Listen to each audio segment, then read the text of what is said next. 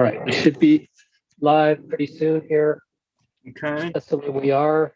I'm Poor Man's Commish, your Warriors Credential Insider, and we are going to do the live commentary and analysis of the Warriors against the Charlotte Hornets. Revenge game for the Warriors. Okay, let me go back to Zoom on these crazy apps here, and we have Dr. Tom Bevilacqua. Yeah. Why don't you introduce yourself? We're waiting on Weaponized Joy, Dan Hardy, and you can just take us into the pregame while I do a little load management and YouTube stuff. All right. So this is Dr. Tom Bevilacqua, occasional Let's Go Warriors contributor. Excuse me, and I'm going to be here with the Poor Man's Commission and Weaponized Joy, Daniel Hardy, when he gets here to provide commentary for this matchup between the Warriors and the Charlotte Hornets. Again, it's a revenge game.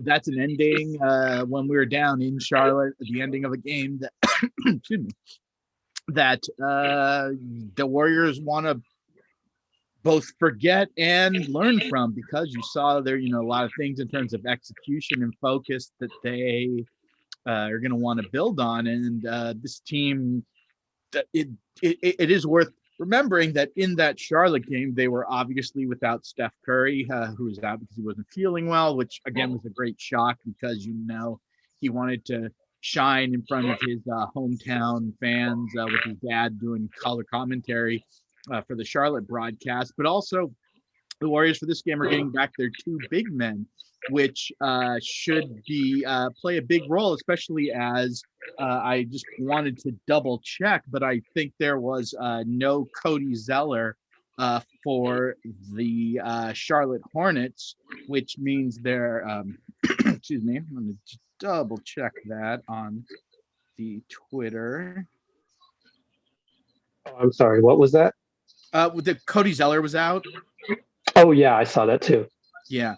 So, I mean, that's, the Warriors are going to have both of their real bigs back. And then you couple it with the Charlotte's going to be a little bit short-handed in that part of the, part of the game. So, I mean, you look at all these reasons why it bodes well for the Warriors. You couple that with Steph, especially we look back on that Indiana game. It was it was a great win because they fought through so much adversity.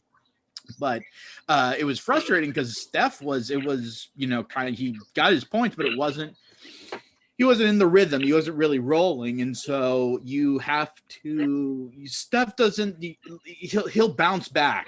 He has a tendency to bounce back. And I can't think of a more perfect kind of scenario for him to really bounce back than when, again, his hometown team is coming to Chase Center to play. So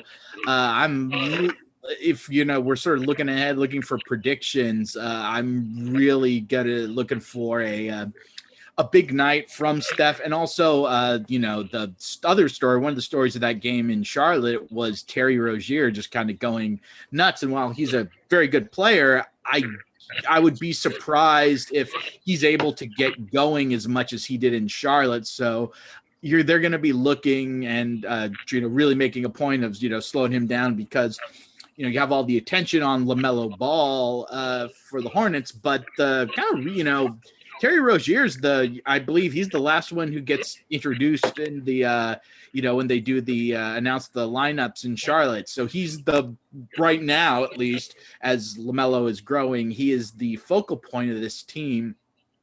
So you've got to gear your defensive game plan around stopping him. And I think losing Steph and just having to retool everything they did in that game on the fly probably made it easier for a guy like Rozier to kind of get going, to maybe not get as much attention. So that's what you want, you want to be looking for keeping Rozier, keeping him from doing what he did against the Warriors down in Charlotte. And then you're waiting for, a big Steph performance. And I'd look at those two bigs. Looney has been great the past two games. You've really seen his value to this team. And so maybe it won't show up in the box score, maybe it will, but a big game from Looney taking advantage of a slightly thinned out or a little bit depleted Hornets front court. That wouldn't surprise me as well. Or maybe even a guy like Pascal, he can build off of what he did well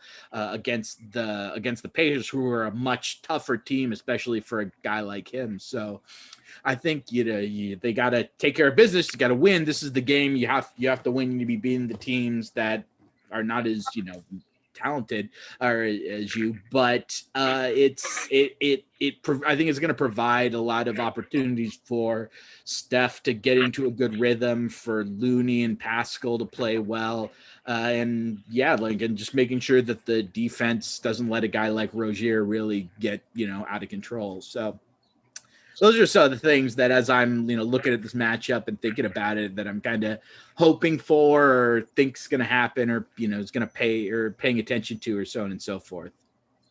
Yep.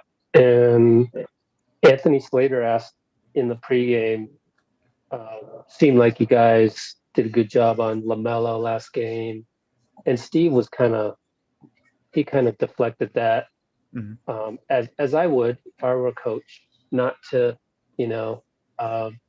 mess with the basketball gods. Yeah. And he said basically, my main concern is that we just got back from a road trip.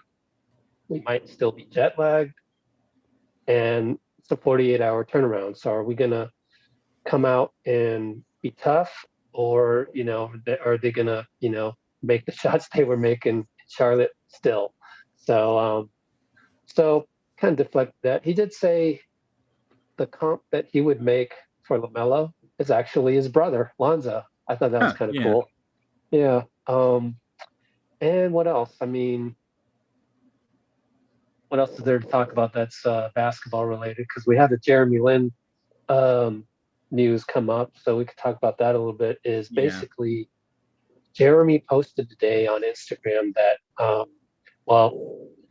first of all, it was a broad post about all the hate crimes against Asian Americans that's happening everywhere. It seems I see something happening in New York where there's a boba / tea shop that's Asian owned that stopped business because their employees were getting attacked on the subway in New York. There's the one in Oakland, I'm sure a lot of local Bay Area folks have heard of. All the time in San Francisco, there's stuff happening. And so Jeremy's goes on to Instagram and Facebook to post, hey, look, this is not good. And it's not just, I'm not here to just talk about Asian Americans. This is all of us. So I thought it was really cool post by him. And it also said in the caption that he's been called coronavirus on the court. There wasn't much detail to that, but one assumes that when you say you've been said that on the court, that probably means G League bubble, and the Warriors asked the NBA to investigate that, which would be just, that would be horrible. Just horrible. They figured out that it did happen in G League bubble. Yeah, and it's we think when we see, it's this reminder. I think that, I believe it was 2018 before the finals, when LeBron, somebody I think broke into his house and vandalized his house, and he made this point that even people, that these attitudes, even for the people who are I don't know, we'd say would think of the exception, like a star player, or NBA player or something, that this stuff is so has pervaded this kind of, whether hatred or anti-intellectual thought and so on and so forth. It's so pervasive that it's even going to pop up with these people and in these places where it sounds, I don't know what to say, you wouldn't expect it, but it's good, and it's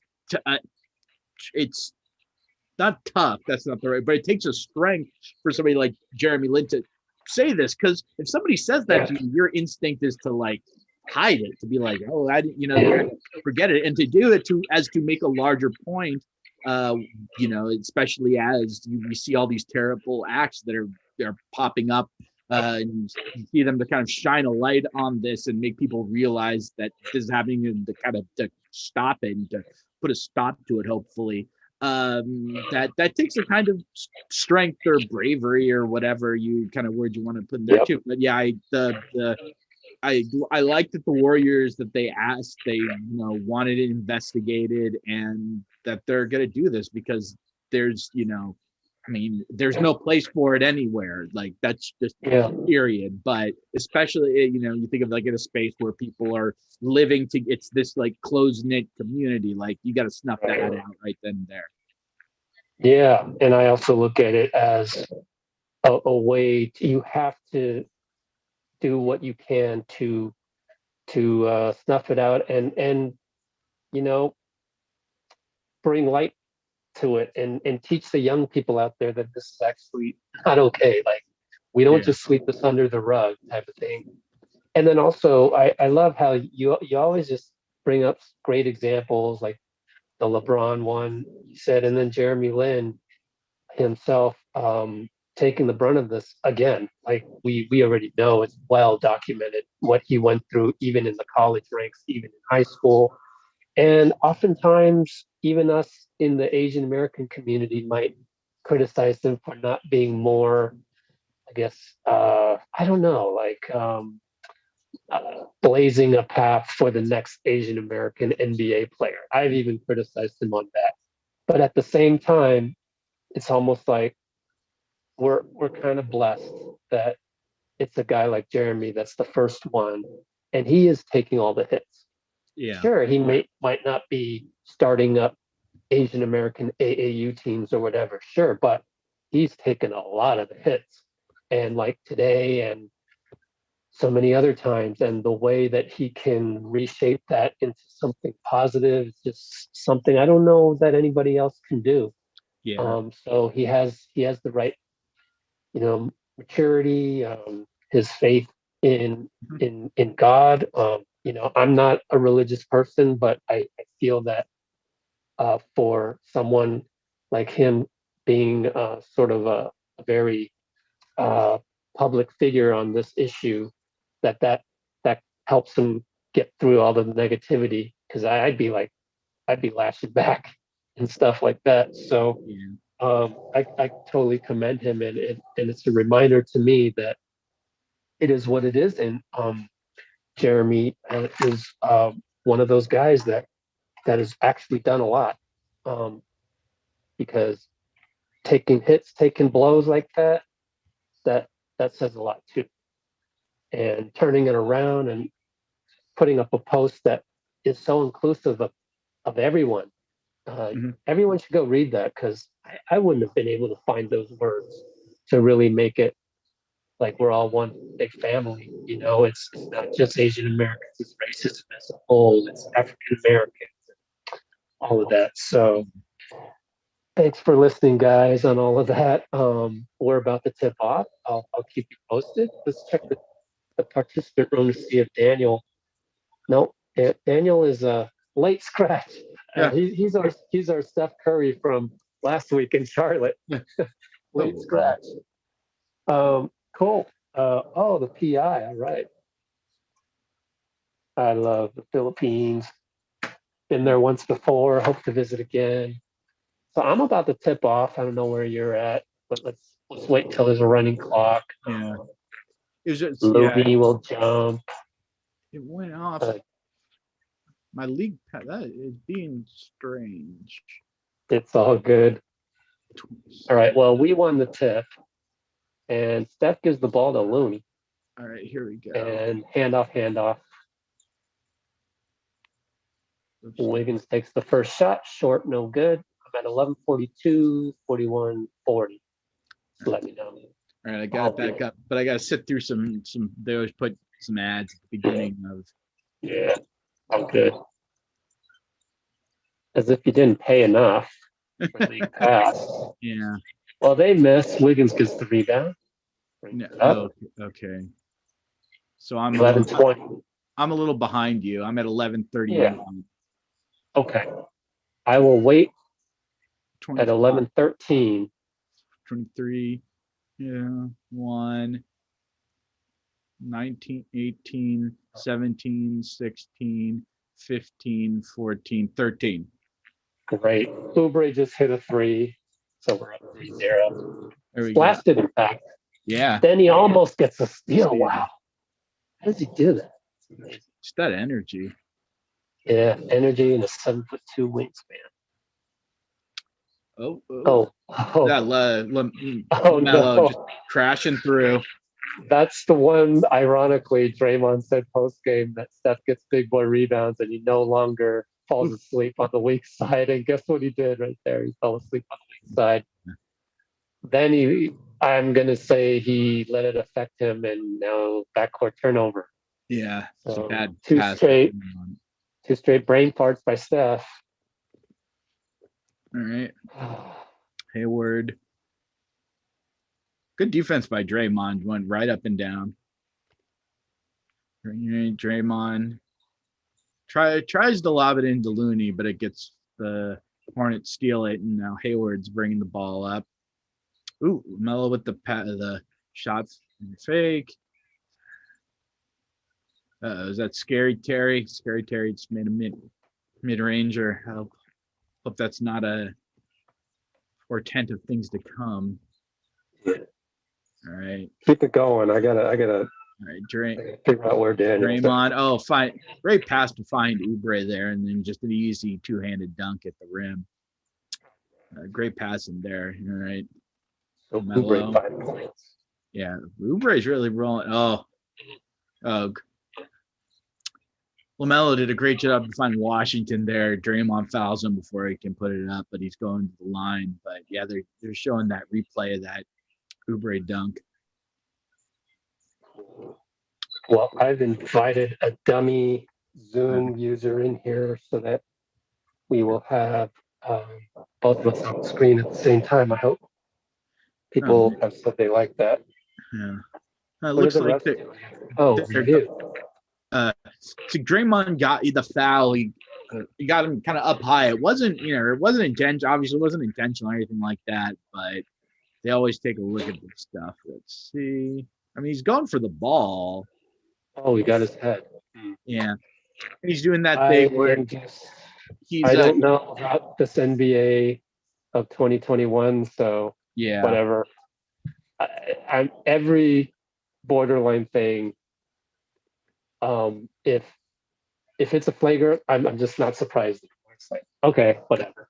Yeah, because there's that thing where it's I forget. You want to prevent him from scoring it or for getting an and one if he makes it and then goes to the line. But then in a situation like that, because you could see Drent like he's going to just like keep hitting the ball, but then he gets the face and then you get a review. So yeah, here's my thing. Number one, he missed and he hit the head.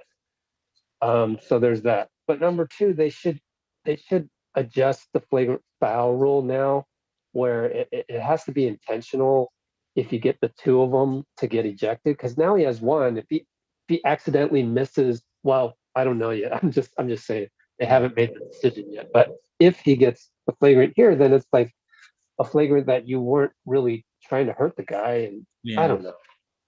Yeah, I feel like there needs to be a rule change. Yeah, we'll see. Yeah, here it comes.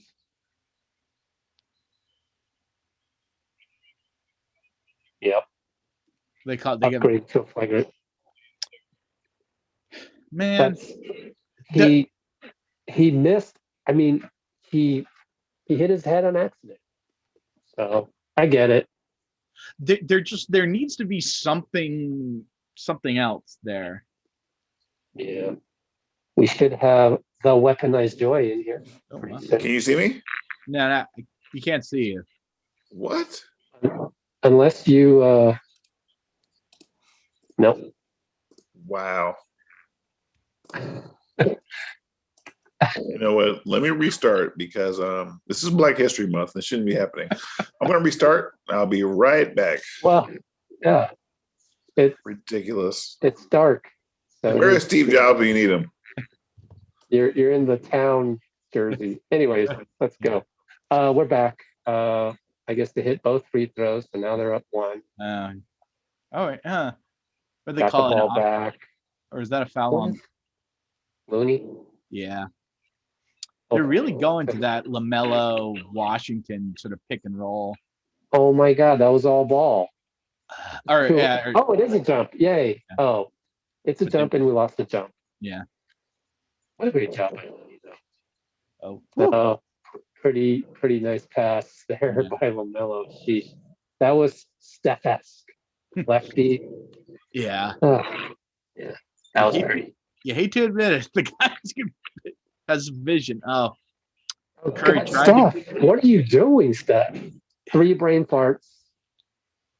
Yeah. 2 of which are turnovers. And we're lucky they missed a layup. I was surprised that wasn't a foul. Oubre. I know, right? He got undercut, kind of. Oh, Wiggins fighting for the rebound, but it's off. Okay, we're just.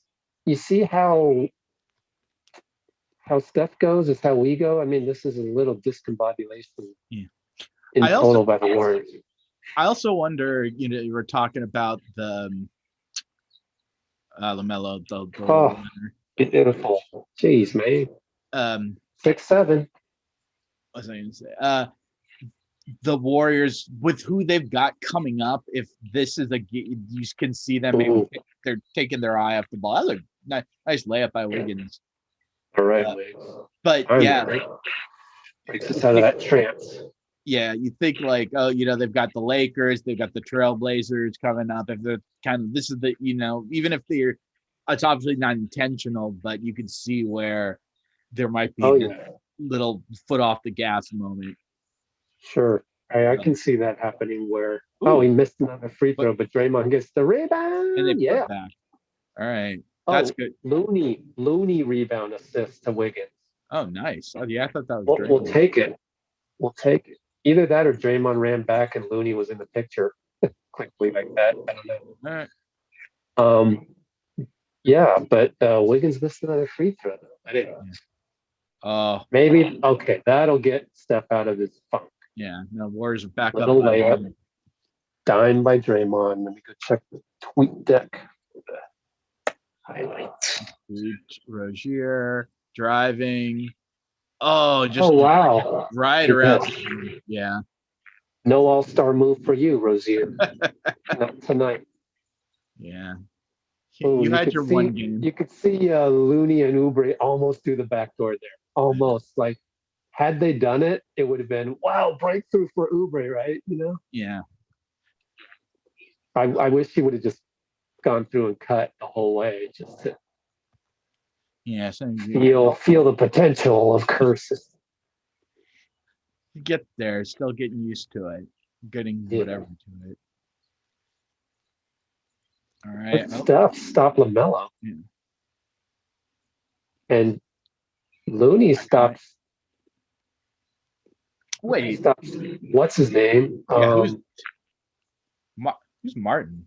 Good Lord, Martin. Okay. More new people I don't know. Yeah.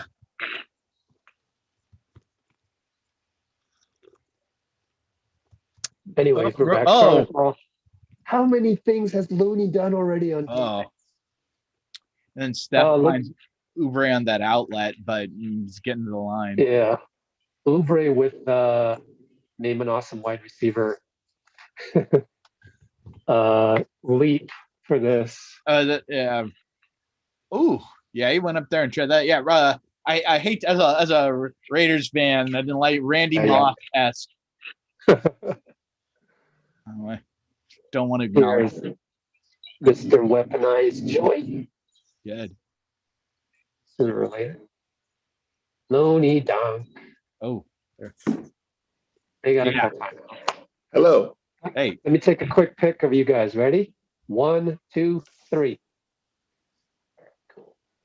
Thanks for getting ready. Jeez. Yeah. I got it. That's the best pick we've had in a long time. You're welcome. Guys, I'm so sorry I'm late. The traffic through the Caldecott is really no joke. Like, I thought people were quarantining. They're not. Oh, yeah. I used to do that drive. Good. Oh, for real? Yeah, in my third of 9 lives that I've had. Damn, Hopefully I'm Rich. not on the ninth. Let me retract that. Hopefully I'm on the 5th. I don't know. Jeez, Rich. Yeah, that traffic. I just figured, it wouldn't be that bad. I left the East Bay or the East Bay, like Oakland, around like 6:15, and then it's like 6:57, and I get a text from Rich like, "Where you at?" And I'm like, "Bro, I'm not even the Connecticut yet, man." Nah. Come on, man. That's like that's rush hour time. I thought everyone was like, staying at home and such. I don't care if there's a pandemic. What you doing? Jeez First Louise, man. Yo, I was in like bumper to bumper, like the sun setting, and all I see is like red brake lights. Yeah, the first text to you was, "Where you at?" And then if you did you return my text to say Caldecott, then I would. Yeah, I tried to. What are you doing? I would have said, "What you doing?" No, I definitely anyway, respond. Maybe I need your bars back. Wow. I don't know if either of you would have the penchant for checking out the chat every now and then and responding to them, because I got a lot on my plate. I got to do these highlights. Yeah. But if your discussions ever get stagnant, how they get stagnant like that. No, I'm kidding. Then you can go to the chat and look for something to talk about. I'm definitely in the chat for sure. But anyways, I'll let you guys do that while I look at these highlights. Okay, so what have I missed, guys? What have I missed? You missed a flagrant on Dre. Yeah. Already? A real soft one too. So, yeah, he was just trying to stop the layup and accidentally hit the guy's head. So I'm not. Are these the same refs from last game in Charlotte? Yeah, exactly. Probably. Or from Indiana, or from a lot of places. Yeah, true. How you doing, Dr. Tom? Oh, hanging in there. I could not have completed my. Wait, Dr. Tom, didn't you write a book, man? Did you write a book about the Warriors? Did I? It's right here. Oh, wait, I have an autographed copy from Dr. Tom personally. It's a great read, folks. You're gonna want to have that. Yeah. Relive that. But only if you care about the Warriors. Oh, we're back. We're right. at 6:58, 57, Dan. 56, 55. Let me know. Where are you? 51, 50, 49, 48, 47. 6 minutes? Yep. Okay, well, I'm at 6:40 and they just had a little foul, so I'm gonna pause right there. Okay. I'm at 6:40 now.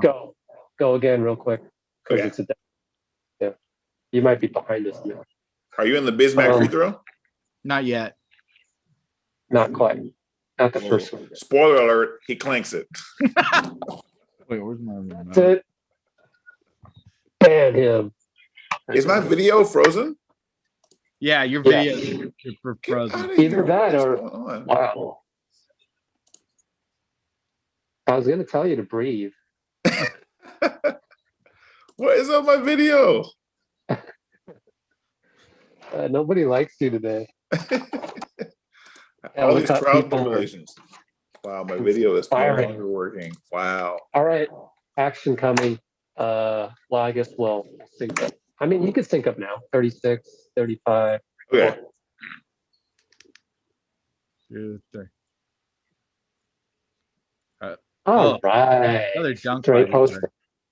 Oubre, the recipient of a Draymond dime. Up the post. Let's check his assists. 7 points for Oubre. He's really kind of carrying the weight there. No, LaMelo. Oh, it's right in Steph's face.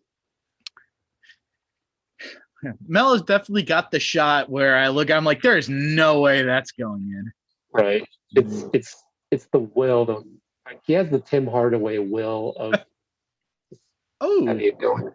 Hey, Oubre. A nice pass from Oubre to find Looney there in the dunk. Doing everything. Yeah, it's 3 rebounds, 4 assists already for Draymond. Wow, not par for the in course. 6 minutes. He must be a Hall of Famer. Oh, yeah. Oh, Oh, wow, my video's not all right. working. Okay, let me try to troubleshoot this, guys. I will jump out and jump back in.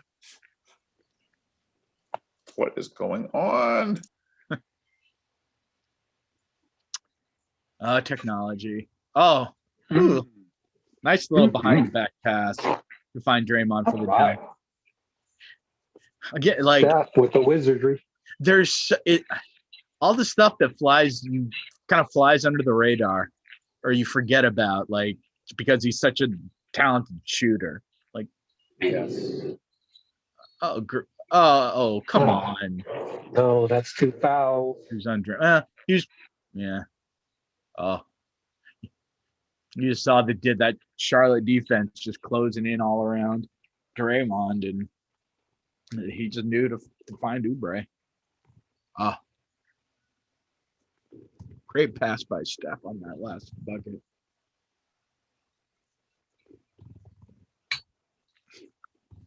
Yeah.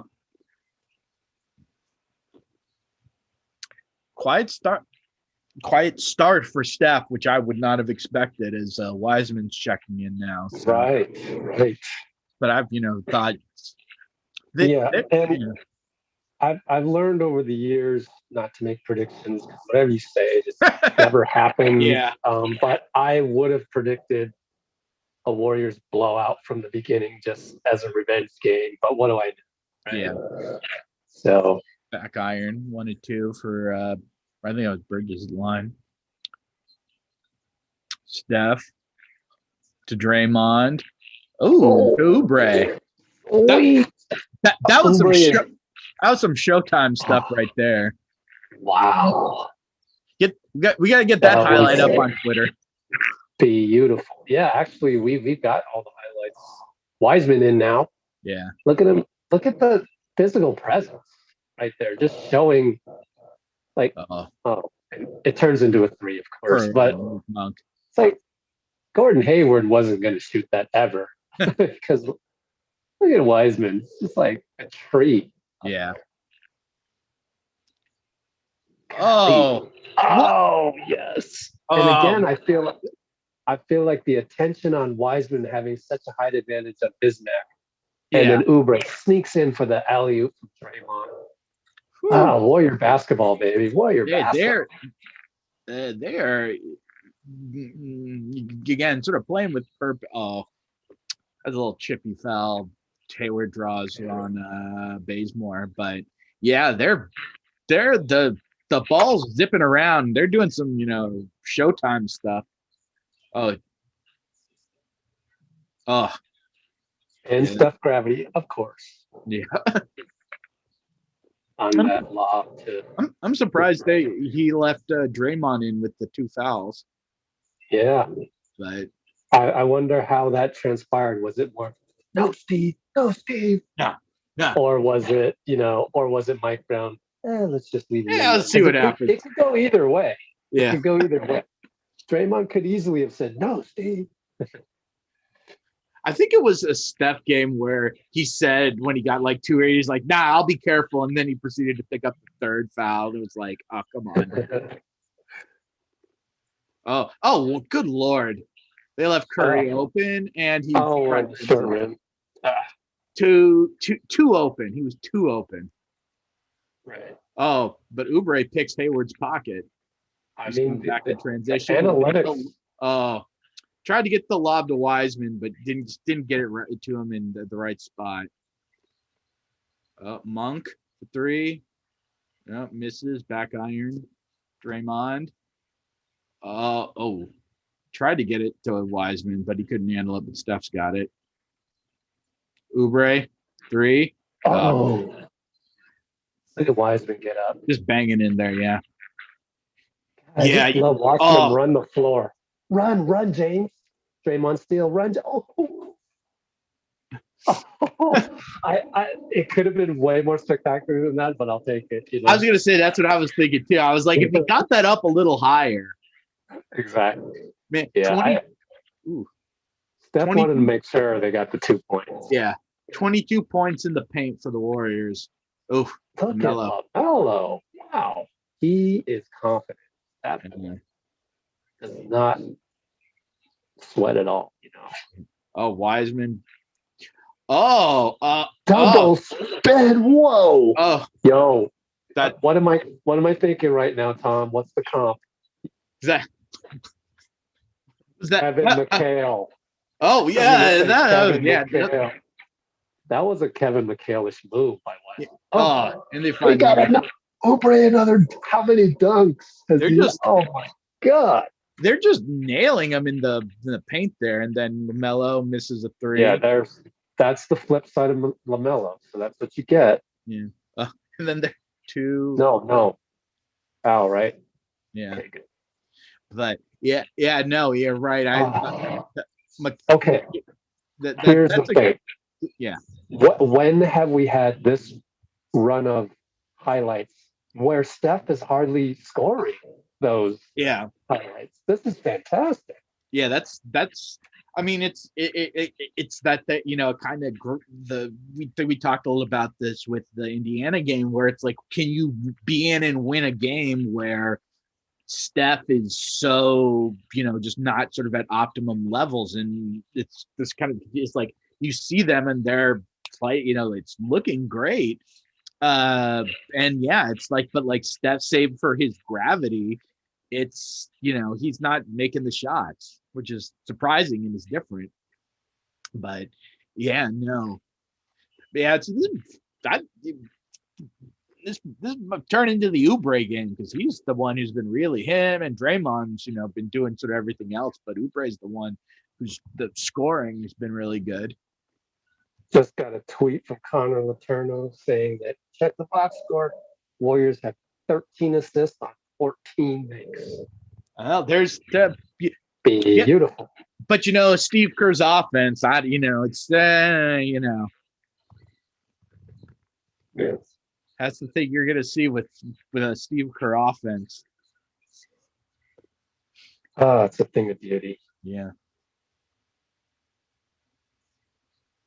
Your can't remember your Instagram, Tom Bev. T Bevs _ T _ BEVS. Gotcha. Yeah. Good thing we got Weaponized Joy on the picture before he disappeared. It's got to fix that technology. Yeah, made a lot. It always let you just told him to do the iPhone if he hasn't. Yeah. Actually, I will text him that just real quick.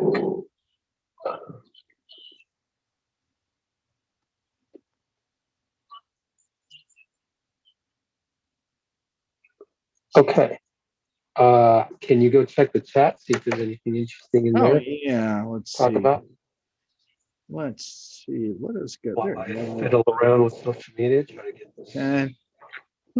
Looks like all talking about picks and expansion and adding teams. Oh, that's okay. That's interesting. Yeah. Whatever. See some stuff about the schedule. Cool. Talking about this I know came up when we were talking about the schedule with the Spurs, that they have a bunch of games they're going to have to make up in that second half. So even if they, get going or keep as they've been playing, there's still going to be it's going to be a lot of games, and that might contribute to them coming back to earth, and thus the Warriors can move up the standings. Cool. Oh, and another dunk by Oubre. Oh wow! I missed that. Wow. Man, it's the highlight factory here.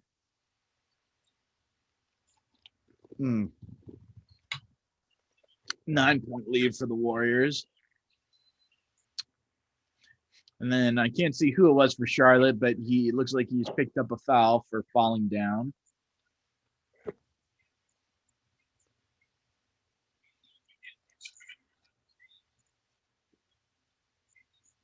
All right. The Weaponized Joy back with us. Hello. Yes, sir. There we go. All right, I'm back. Yeah, all right. Yeah. And we promptly get back for the ball not. Good Lord, Draymond's already got 8 assists. That is ridiculous. Oh my goodness. That is absurd. That's wow. Oh, that was Scary Terry. Oh.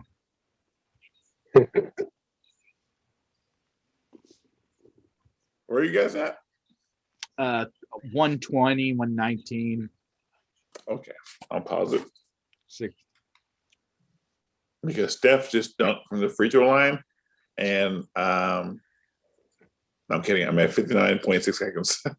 104, 3, 2, 101, 1 minute. So now we're at 59.6. The Okay, ball there we just go. went out. All right.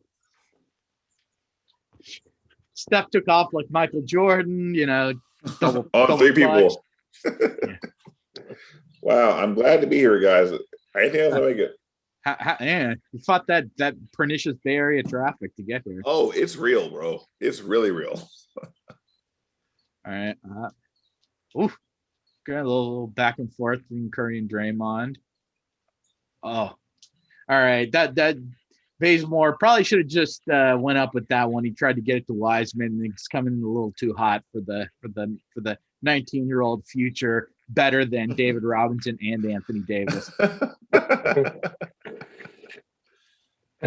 It's gonna happen. We heard it first. I mean, who's going to score more points tonight? Anthony Davis or James Wiseman? You tell me that. You tell me.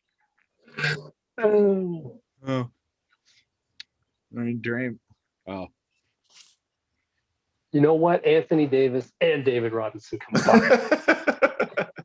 Oh, Dre. Even Draymond's going to score more than those two guys combined. Speaking of people who are out for revenge, I'm sure Draymond just internalized what happened in that game and is like, I'm going to get my revenge on Charlotte. Yeah, it's a lot easier to get your revenge when Steph Curry's on the floor with you. That helps.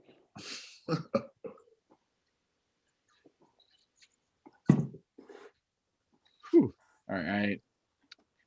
Yeah, you see just two guys there, just eyes just locked on Curry, and so Draymond's open for a three-pointer. He barks. Way to go. Yeah, Draymond. I mean, for a guy who only takes 2 threes a game, as we talked to with Travis Walton, it's tough to get into a rhythm from downtown. But when he does hit them, there's such a huge boost to this team. 7 points, 7 rebounds, 8 assists in the first quarter for Draymond. Like, that's not good enough. I need a triple double in the first quarter. I need a triple double in the first quarter. Trade team. Yeah, that's a triple single, Tom. That's a triple single. God. Oh, F you, Twitter. Is that the greatest first quarter in the history of NBA? Like, legitimately, that may have been the best first quarter in the history of basketball. And there wasn't a Curry flurry, which is just so, amazing. It feels so good that, like, wow, we're like really playing as a team right now. Yeah. Yes. But you got to buckle up because you know what's coming. That second unit. Yes. Play Dre all 48.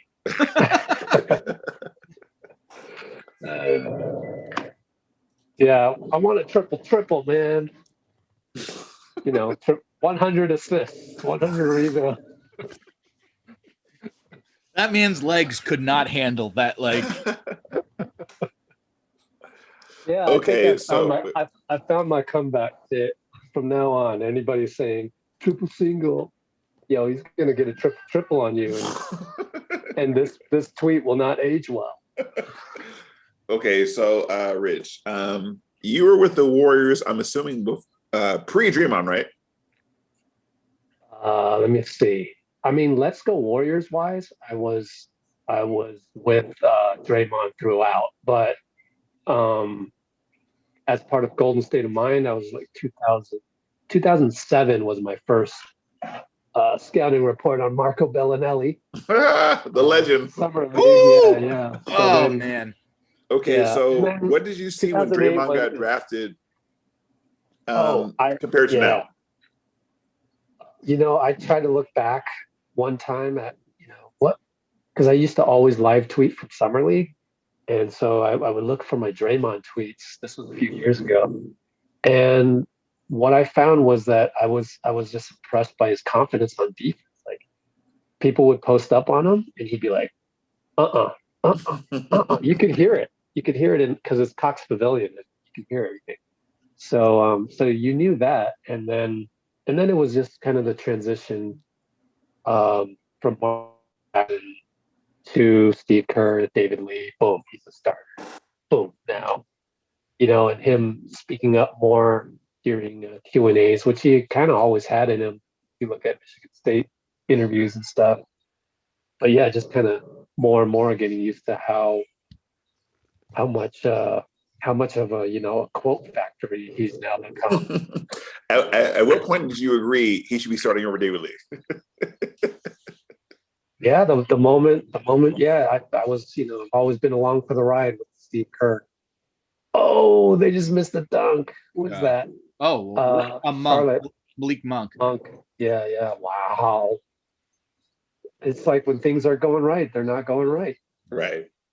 This is basically a finals preview at this point. Wiseman versus LaMelo Ball. It's preordained. Pascal leaves it short there. Whoa, wait, who's this guy? Number 6. He's lengthy. Was that Malik Monk? No, Monk is 1. 6 is that? No, it's not Rozier. No, Rozier was like. Oh, Bridges? Yeah. Miles Bridges. Yeah. No surprise. Oh, that's a steal. Oh God, Wanamaker not making the case for his death. Charlotte is a good team. Not making the case for his murder on Twitter. Yeah. Good close. Look at Wiseman go. Oh. Turnover. Try to do a little too much. All right, it's getting sloppy, guys. Yeah. The main guys can do this. Are we going to time out this slop or not? Yeah. Oh. Or not? Wow. Is Terry Rozier chewing his mouthpiece out the side of his mouth? I lost Steph Curry. Disrespectful. Now what? Scary Terry.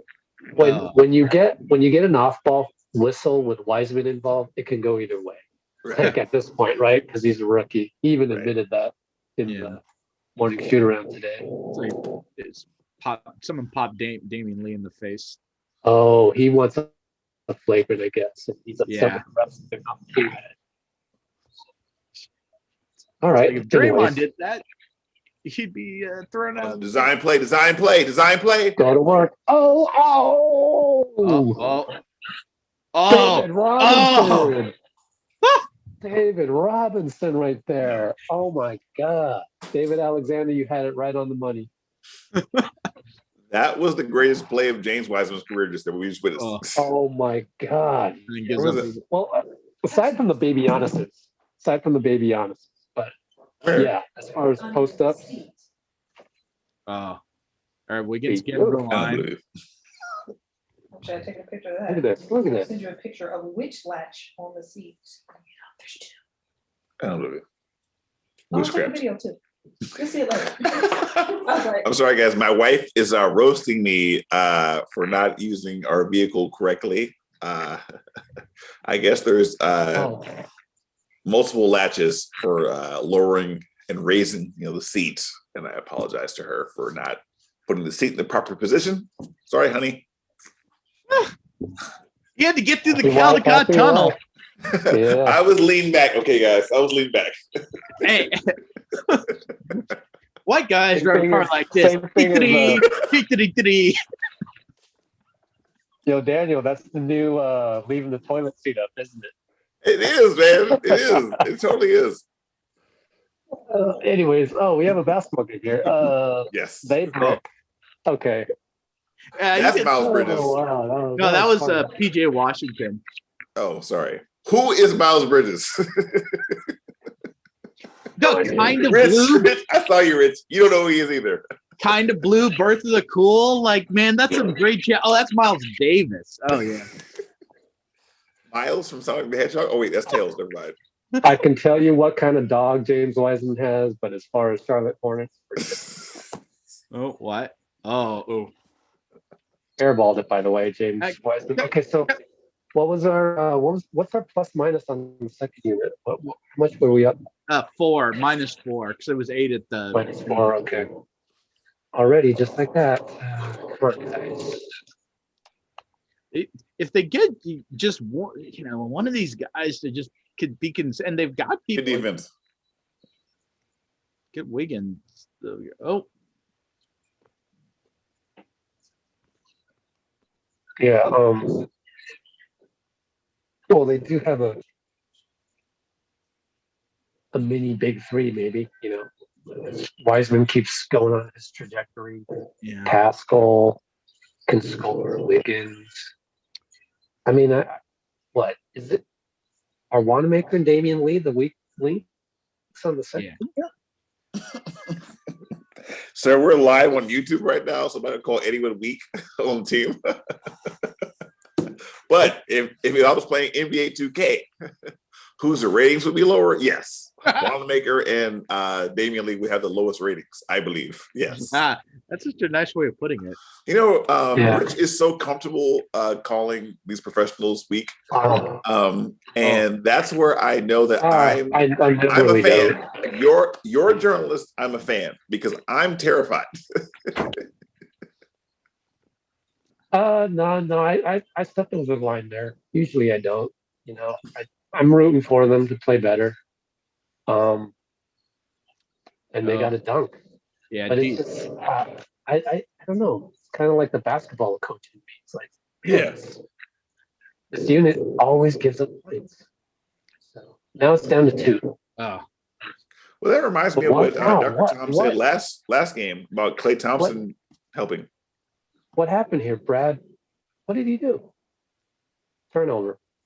Yeah. Oh, well, yeah. He Wanamakered it. Oh no. Jeez. And you guys are too hard on Brad Wanamaker. Yo, I don't even know who the guy is. He had a great bubble playoffs for the Celtics. This is not the same guy that we saw in the bubble. This is not the same guy. Now we're struggles. Wiseman fade away. Clay. Back iron. Ooh. Uh-oh. Now you got to call time. There's Malik Monk. There he is. And there goes that lead. Charlotte Hornets are leading. 40-39 Hornets with 8:03 left. I have a very dear friend of mine from college who lives in Charlotte. He's a season ticket holder for the Charlotte Hornets. And he texted me hours ago and he said, revenge game for you guys. I said, I don't know. I would hope it would be. But without our full squad, I don't know exactly how the Warriors are going to play every night. What do you mean without our full squad for today? Klay Thompson, you know what I mean? Like, okay. Maybe the whole season is without the full squad. You know what I'm saying? Like, so it's not like, think about it. For the past like 5, 6, 7 years, he's heard me be like, oh, we're playing the Hornets. Guess what? Yum, yum, yum, yum, yum. Your team's about to get destroyed. And now he's like, whoa, bro, I don't know. So it's weird being like, dude, the Hornets might sweep us. God, say that. Yeah. I know. It's crazy, right? It's crazy. That's how much we miss. No, we are not gonna lose this game. No, not at home. Not at home. No. Yeah. So I mean, the second unit though, it's just if I had more time, I would just dissect the hell out of it with the game tape. What's your gut feeling right now about why the second unit isn't working? I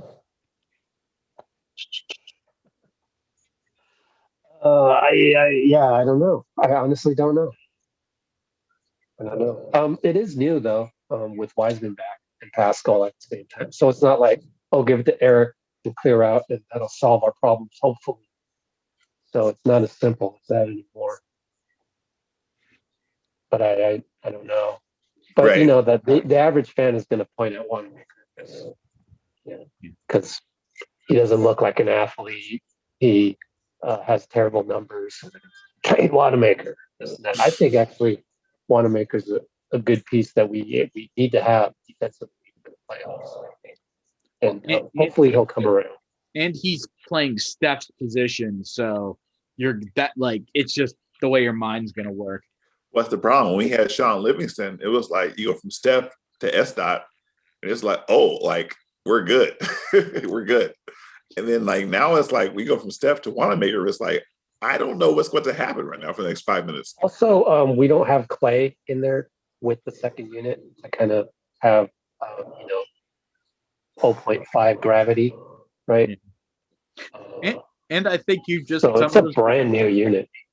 they're just Yeah. some of them are just in a kind of a bad run, like right now. Like it might you expect more from Wiggins, from Pascal. Like I think they're just, I don't know. You just give them any more time. Some of it I don't think will persist. It's not endemic of something. I mean, I think it's Oh, endemic no. of not Oh, having no. a training camp. Oh no. Well, Inbound 5-second call. Because Oh. give the Hornets coach credit, Borrego. He's smart. Pressed him, and then we didn't expect it. 5-second call. Turnover. This would never happen with a Mark Jackson team. yeah, no, they saved that for the fourth quarter. Trust me, I remember the 2013 playoffs. Great steal. All right, we did something. Pass. Oh, Keep going downhill, Pascal. Oh boy, he's settling. Wiggins settled for a 3 and he missed on the swing. Yeah, so maybe that's part of the problem. There's no one to have gravity. You're not trusting the curse system, I guess, because Washington Monks. Not enough firepower on the second unit offensively, I guess. I just checked. Unless Pascal's going to pull up. A lot of jump shooters in the second unit. A lot of jump shooters. They're not doing the old good shot becomes a great shot with the extra pass thing. Oh my gosh. Woo! We need to talk about. No, this is arguably as bad as the Knicks game, right? Wasn't it the Knicks game that they just screwed it up? 12 turnovers in the first, 15 minutes of the game? Incredibly ugly. Yeah. I mean, give credit to the Hornets, though. The Hornets are no suckers anymore. Right, But at the same time, these are mistakes that, backcourt mistakes. You can't have that. Oh. And if I was out there, no, I'm playing. Never mind. The funny thing is that a reporter asked after the Knicks game, I think it was there anything that you didn't like out there? And I think he was expecting Steve to say that second unit just had a terrible, but they did play really great defense, remember? So it's I don't know, he's not going to throw the second team under the bus. Well, we got Oubre in there now. No, Wiggins right there. So we got him in for Wiseman. They went small. Man, Marquise Chris being out is a huge loss for his franchise. And that's not something you would have expected to say. Right. Wanamaker tried to. He had the step, but he just could not complete the lefty. All right. Damian Steele. Nice. Wanamaker misses again. Stop it. Well, yeah, that's tough. This is a pretty deep rut. How many points did we have in the first quarter? 36, I think, or 33? Yeah, 36. 36. So we got. Oh my God, we scored 3 points in 6 minutes. Need to sign Hardy to a 10. Get those shots up. So I can get my ankles destroyed. Wiggins fade away, not the best choice of shot, but our defense is still holding up. Oh, nice fourth to turn. Good point, Rich. Oh, I mean, considering the fact that we've had no offense, the fact that we're only down 4, that's pretty awesome for the defense. All right, now Steph and Draymond are coming back in. They'll fix this. I'm disappointed with the Wiggins minutes in that second unit. I'm I'm trying to do some research on that, but I feel like Wiggins defensively awesome, but offensively it feels like he has a as we missed the shot there with Uber in the corner. Wiggins has like a cap on how much he can give you, and it's weird because in the second unit you open and lead it, but he's going to shoot 13 shots every night. He's going to make 7 every night, and that's it so far. I think that to go back, like that's that second unit, and again to go back to the idea of that missing Clay, I think Wanamaker he works a lot better if he's. I mean, a lot of people work better playing next to Clay, but especially you could see how that would unlock something for him. But don't you think Wiggins should, in that moment, take over because he's playing against, the second unit? Yeah. Actually, no, I don't think so because he tried to just now. Draymond layup, great. Right. But he tried to take over with his jump shooting and that didn't work. And they were retreating on him. I want to say it's lack of trust in the Kerr system, but I don't know yet. I would have to Yeah, I don't know if they're And of course a lot of the Kerr system depends on Steph's gravity. So you don't have that there. So I don't know. It's a good point. But giving the ball to Wiggins and giving the ball to Pascal isn't going to work anymore because now you have Wiseman in the equation. You can't just. Well, maybe they do just sit him, right? Maybe the solution is just go back to small ball with EP at the 5. It's amazing how good these Warriors are at small ball because I look at the lineup and they don't get killed and they do pretty well. Oh, Steph with a bean pick. That's a banger. Come on, Damian. Bang. Finally, Damian. Oh, there we go. And the lead is the Warriors again. Hey, look, Borrego calls a pop timeout where we haven't scored in a long time. We score a timeout. He coached on the 05 and 07 Spurs, so he's a pop guy. Good call. That's a good point. I know that. I mean, I assume because he's out there making smart moves. I was like, okay, he must have learned from the great Popovich. I mean, there we go again. I think this is emblematic of this current Warriors season and their journey so far. We're not at the All-Star break yet, but think about the fact that they just played like the most disgusting 7 minutes you can imagine in your life, and they played it. But guess what? Defensively, they were so flexible in terms of rotating, cutting guys off, making sure she was getting open shots, that even though they couldn't score a basket, they have the lead right now. And so I'm wondering, are we entering into an era where the Warriors are relying on suffocating defense to win championships again? Yeah. I mean, what identity that he wants. Yeah, and those teams, like they were good defensive. I mean, they're great defense. Oh, they were number one. But that actually goes back to. Sorry to interrupt. Goes back to Kerr saying that he didn't name the second unit as something he didn't like in the New York game because he actually liked the fact that they made a ton of stops. Mm-hmm. And so I feel like he's like really all in on that. So he's not going to change the blueprint for anything on this team. Everything will be focused on defense. So we've now evolved into like the futuristic version of the 2001 Philadelphia 76ers.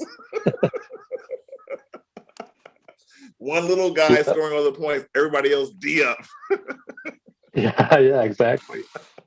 I want to make an Aaron McKee comp. So who's our Aaron McKee? We got Tyrone like 7 Aaron McKees. We got 7 Aaron McKees. Bell. We need a Raja Bell. I was watching Philly recently, and Dr. Tom can agree with this. They've got a guy in Ben Simmons who I think, this is a crazy comparison, but I would think Ben Simmons, Draymond, Joel Embiid, Wiseman, in terms of the way that the team is so strong defensively, but creates weird matchup problems for the other side. Draymond, Wiseman, Steph Curry, Klay Thompson, and then you throw in Wiggins and Oubre. Like most NBA teams cannot fool with that defensively or offensively. Yeah. So when I see Philly, I'm like, in a weird way, this is kind of a blueprint the Warriors can kind of, look at and say, this works. Yeah, no.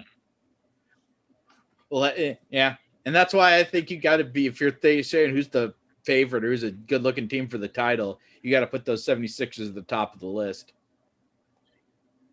Oh, wow. LaMelo tried to do it for his daddy right now with that missed tip back. Oh, my gosh. He cocked back from so far.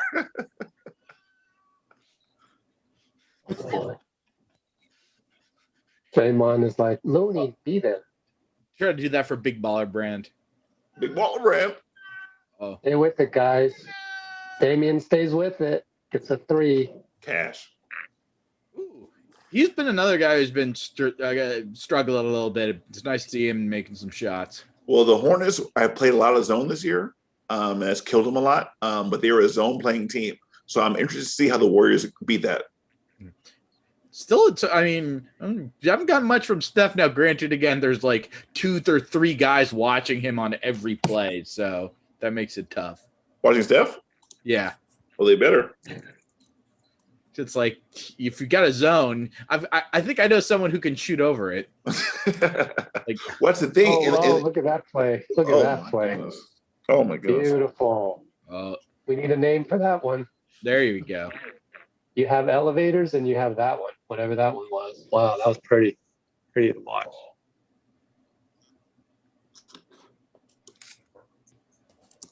Draymond disrupts Gordon Hayward, who's been very quiet today.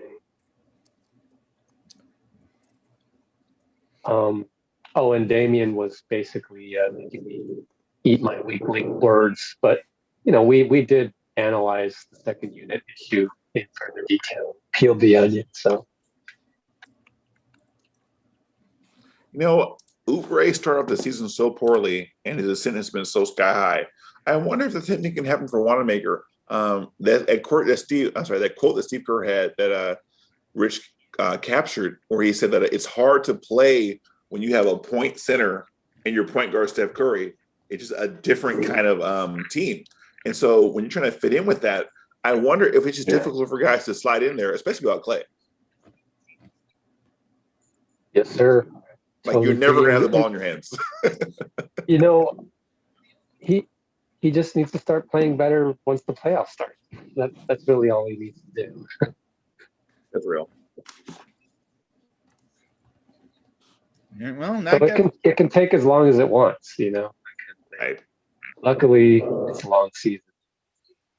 Just like Jordan Poole, right? Last year, gap year. Finally, by March, he started playing well. All right, Steph, layup. Right hand layup on the left side. Coach Rich, how do you feel about that? Left side, Oh, right that's hand horrible. layup. He's ruining the game.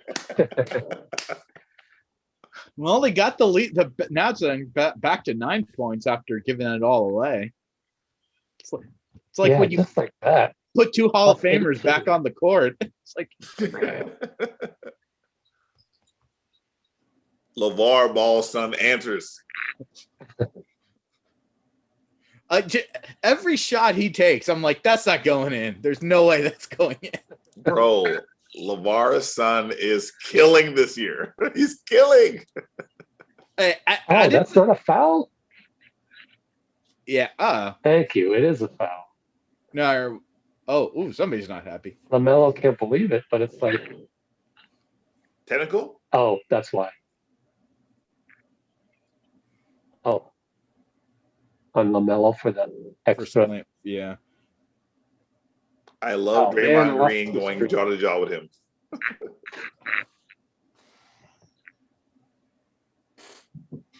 Uh-oh. I had to start my stream over, which means I'll probably jump ahead. LaMelo and Draymond are going back and forth in a very Let me know fun what's way, happening, but guys. there's definitely some hoops right now. Warriors up 8, 55-47 with a minute and 50 seconds left. Looney at the free throw line, and Looney and Draymond are having a very spirited conversation. All good, but just hilarious to see like this rookie talking to Draymond like, bro, like I don't care what you say. All right. So I just saw Looney hit a second free throw. I'm at 149-48. How about you guys? I'm still waiting for him to shoot his second one. Yeah, he just made it right sorry. I will stop at 142. Okay. Man, Rich is in the future. 50, Well, I had to restart the And stream. Draymond gives a big baller block to 45, LaMelo. 44, 43. I'm at 42 now. I'm at 35. I'll pause it. Or 40, 39, 38. Oh, 36, 35, 34, 30. okay. Okay. Are we good? I think we're good. Cool. All right. Draymond just tossed that man's shot immediately. Oh, Steph with the The layup. Oh, yeah. No and one? All right. Oh my goodness. Hey, Damian. Er, Way to find him, Damian. Cash it in. Oh, dang. Clanked it. He's been off. Yeah. Well, I don't want to say off, but just no flurries. That's all. Yeah. Then Gordon Hayward makes a. Oh, what? Okay. Gordon Hayward has a pulse. This is where you would love for Klay Thompson to be in the game. This is why. Because Draymond and Steph are giving their all, but you need that third guy. Yeah, you can see little reverse pick and roll here. Oh, ooh. Steph doing the clanked it. Nice. But Oubre got the clank, scored. Up Future 11. Finals MVP Kelly Oubre? That's Andrew Wiggins. Sorry, Wiggins. Sorry. Get it. Oh, God. I mean, the last 7 Finals MVPs have been small forwards. So I'm just saying. Isaiah Thomas would like a word when he's not busy running franchises into the ground. Wow.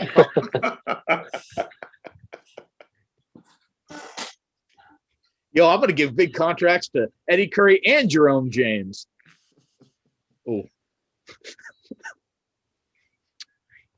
Okay, so when I look at LaMelo Ball, who's got the free throw out of nothing, he's made it happen. This is a guy who is so NBA ready. He has no fear. He's attacking. He has a good feel for the game. I really wonder down the road, how is the LaMelo Ball versus James Wiseman argument going to go? I'm just super curious because we've seen so many times where people say, pick the big man, and the big man comes out with the guard goes and balls as LaMelo clanks the free throw. But I'm just fascinated to see how it goes because many people in the league, in fact, our friend Evan Z, he said that he wished the Warriors had refed LaMelo or Wiseman. And I think for the next 10 years will be conversation. He's no friend of mine. I think they will both be great. I think they'll both be great. So I don't think it'll be an issue. I mean, I wanted Wiseman personally, just for the record. Yeah, for sure. For sure. When you have a Wiseman available, sorry, my headphone dropped out. why would you pick the backup for Say Steph? again, sorry. I clipped out. Curry, 3, bang. Oh, Bang. oh, wow. But Damian Lee's getting to the line. Wow, Damian with another step. This is doing this kind of stuff. Like the Warriors were getting done to them. Now they're paying it back a little bit. Yeah, how many inbounds passes have they stolen? Yeah, quite a few. Bismarck was not paying attention. Three fouls on LeVar's son. This last 2 minutes have not been good for LeVar's son. He got blocked, got the ball stolen repeatedly, missed a free throw. LiAngelo's climbing up the Ball family rankings as we speak. I did not know Damian Lee was shooting 92% from the free throw line. It's pretty cool. Yeah, but Steve Kerr doesn't develop players. That's the cold part. When you have Mark Jackson, who had a very, very good squad, but not quite good enough. There's a sense like, man, if Mark Jackson was a superior coach, the Warriors could have beaten that Clippers team in 2014. And I believe it because I watched it. I was there. I was like, what are we doing? But then you think, could that team have beaten, the Spurs 2014? I don't think so. You know what I mean? Like, there was a sense to that team. When you add Sean Livingston to that squad, that's a huge upgrade in 2015. I guess my question is, how much of it is coaching and how much of it is having players who know how to ball? Because if you look at Jeff Van Gundy and Pat Riley in the 90s, they would have told you firsthand, I don't care what Phil Jackson was running. You give me Michael Jordan, Scottie Pippen, I'll win championships too. The answer to that question is yes. Yeah. Good one. Yeah. I totally agree. Like, yeah, you need talent, but also you need a good coach too. Like, what's the most talented team to not win a title? Is it last year's Clippers?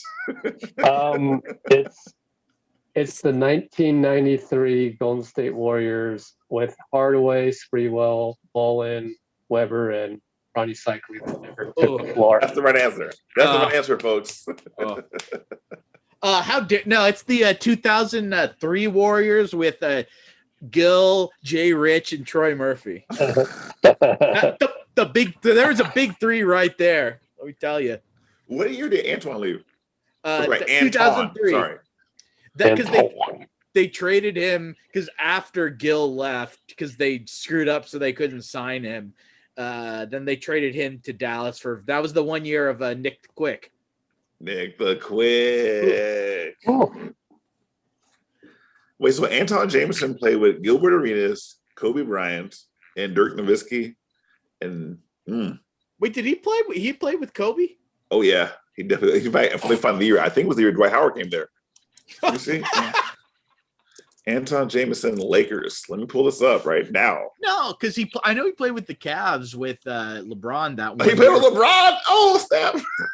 That was their big move 1 year. They brought him in like, all right, LeBron, we got you some help. And as Antoine, I was like, let me tell you something about Jameson Hall of Fame. He could have a Hall of Fame inside his house. and then he was on those Wizards teams with Larry Hughes and Gil. Warriors East. And just no, because unlike the Warriors West, the Warriors East were routinely beaten by LeBron and the Cavs. Hey, Rich, timestamp that. We're putting that on YouTube. We're putting that on YouTube, Rich. Famous author and doctor of slanders LeBron James. Okay, so I'm looking right now Wikipedia. Anton Jameson signed with the Lakers for the 2012-2013 season. Yeah. He played with Mike D'Antoni. That was the Dwight Howard. That was Dwight Howard. No, it wasn't. That was the year before. 2013. That was the year Kobe's ACL exploded. Wait, it was? The year when he got, because that was 2013. Oh, the Achilles. Achilles. Yeah. No, that was shit. Okay, now Google, show me 2013-2014 Lakers roster. No, you're right. You're right. 2013 was the year with Dwight Howard. Okay, right. I'm gonna tell you this roster. Okay, Kent Bazemore, Steve Blake, Marshawn Brooks, Jordan Farmar. Who? Jordan Hill, Chris Kaman, Jody Meeks, Steve Nash, Nick Young, Robert Sacre. And then you got Kobe Bryant.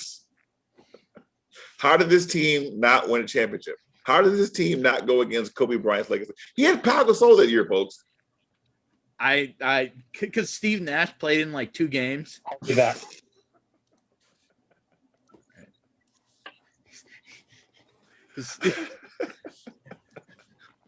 I just want to say, when Kobe Bryant's legacy is brought up, no one mentions this year. But when Steph Curry's legacy is brought up, it's like, oh, man, I don't know if he can carry anybody. Like, come on, stop moving the goalposts.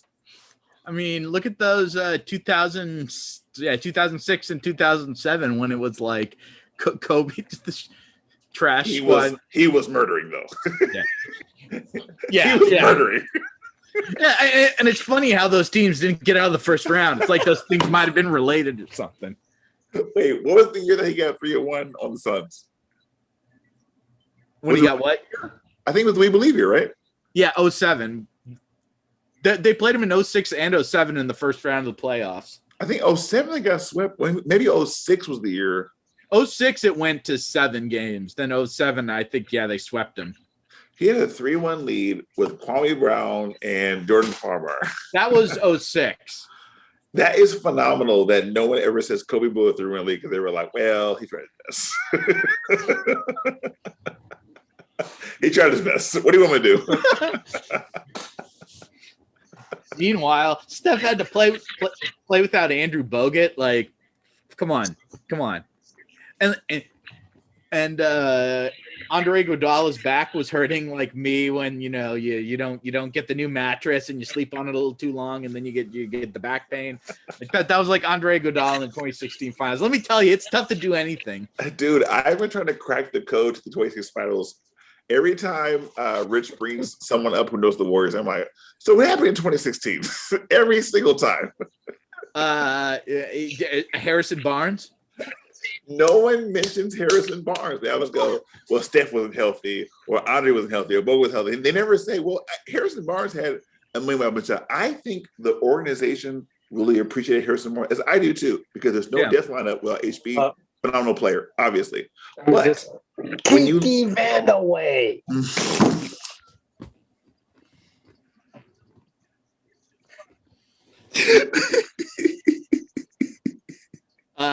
Snitches get stitches. Oh, okay. So we're just going to talk about reality and not about anything else. We're talking about what actually, we got robbed. We got robbed 2016. Yes, that's true. Yeah, no, I mean, because you were probably at, well, you know what? No. Harrison Barnes should have made some of those shots. Like, I'm sorry. Like, and Kyrie Irving shouldn't have made some of those shots. He was barbecuing us.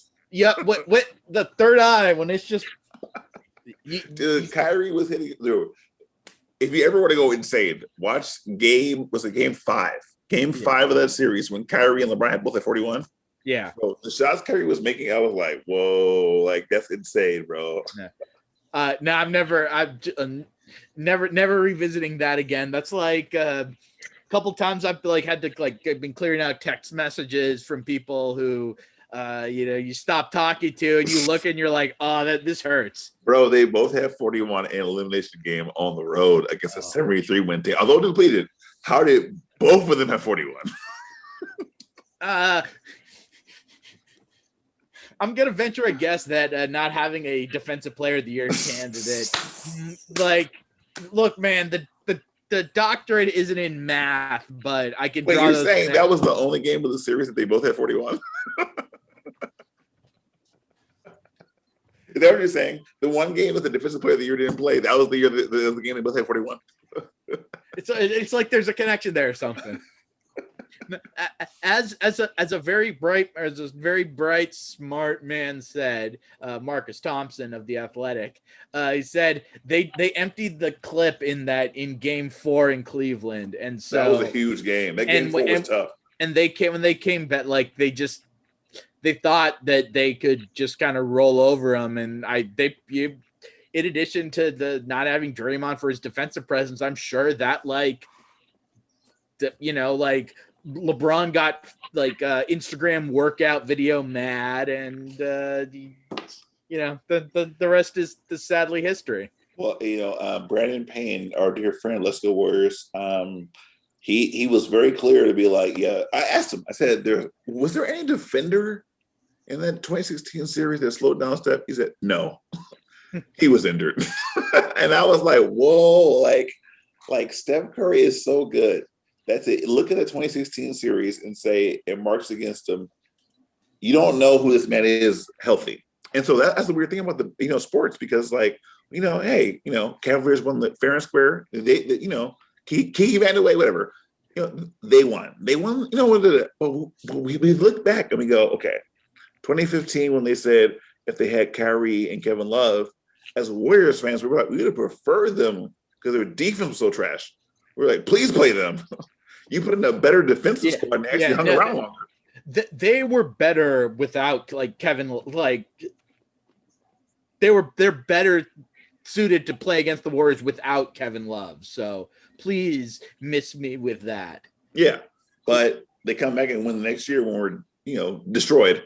And so that's why 2017 was so funny, because when Kevin Durant came and it was like, the Cowboys had Darren Williams and who else they had? They had Darren Williams and somebody else. I was like, was Darren Williams somebody else? I can't think who it was. Anyways, their team basically just like clothesline all the Eastern Conference.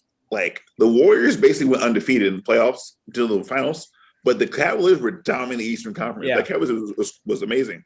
So when the Warriors were just step by step dismantling that Cavaliers team, it was like, wait a minute, is the greatest team of all time? Because that Cavaliers team was no joke. Yeah, no, that's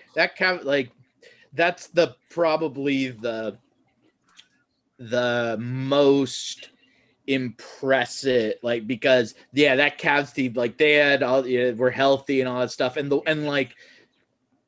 Warriors are just like, nah, like, you're just no, like, this isn't happening.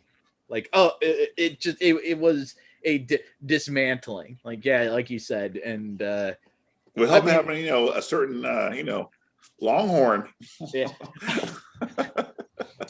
See, they got to the heights too high. There was no struggle. So then out there's like, oh, all right, well, I'm gonna go to Brooklyn now. Which, like, fine, I get it. Kevin Durant was balling against the Cavaliers. I think we were talking about this the other time, but I always love to compare the game threes, because the 2017 one was probably I think that was the games 3 and 5 of those finals were like the peak, like that was the Warriors' vision realized. Like that was that's it. But the 2018 one, I love how, like I said, like, it was defiant. It was like Katie's being like, I'm gonna do this. Like, I'm just gonna end you, LeBron, and basketball in Cleveland. Like, when he hit that shot with LeBron, it was like just the vindication of everything. What you mean when LeBron was like, no, JR, you get out on him? No, I'm talking about 2017 when we were still reeling from Kyrie hitting the shot over us, Steph. When Katie comes down and just like drills LeBron's eyes out for the win on the road, and it's like, yo, man, you're going bald.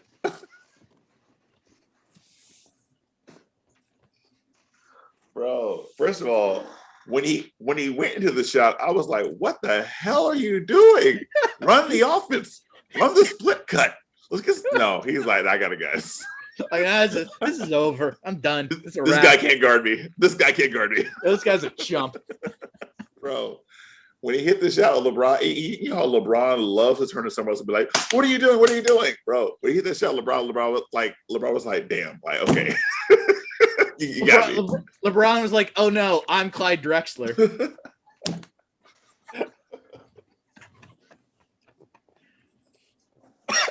Okay.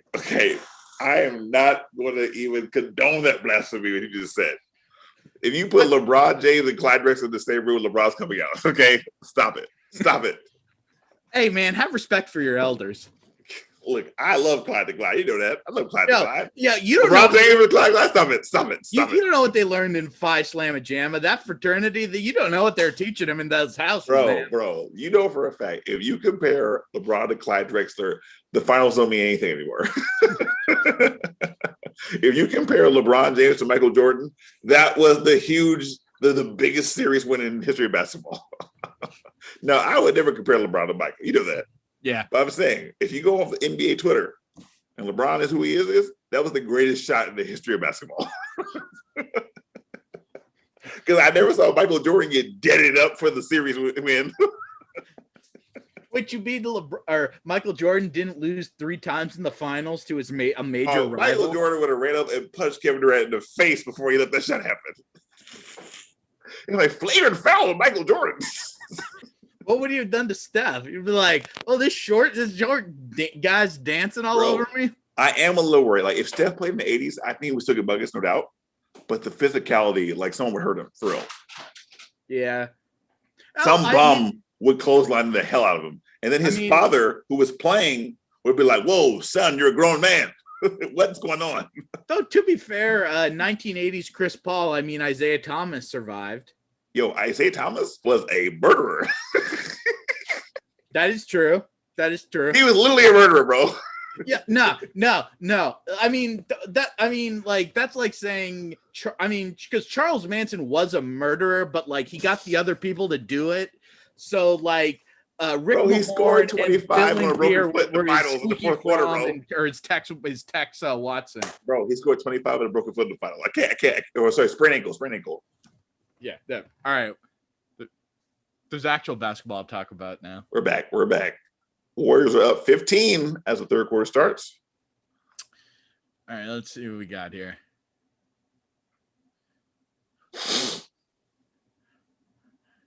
That's all right. Oh, Wiggins back iron. And then is that an over the back on Looney? Not off to a good start. Future Finals MVP Andrew Wiggins. gotta Hey, he's just tired from having to carry the team. Excuse me. I'm going to our Let's Go Warriors live chat right now. And shout out to everybody in the chat right now. There's a lovely conversation going on in chat right now. And yes, unanimous MVP Stephen Curry was fouled in 2016. Thank you for hanging out with us. We just love talking basketball. Dr. Tom and I literally can talk basketball 24/7, 365 all day and all night. So we thank you for joining us tonight. Yeah. / we're so sorry you have to listen to it. Wait. Hey, they came by their own volition, baby. All right. PJ Washington. Come on now. That's George Washington's great grandson. Come on, you got to get PJ Tucker his first name back. There can only be one. Oh, all right. Looney gets LeVar's son fouls Looney. That was some nice passing there.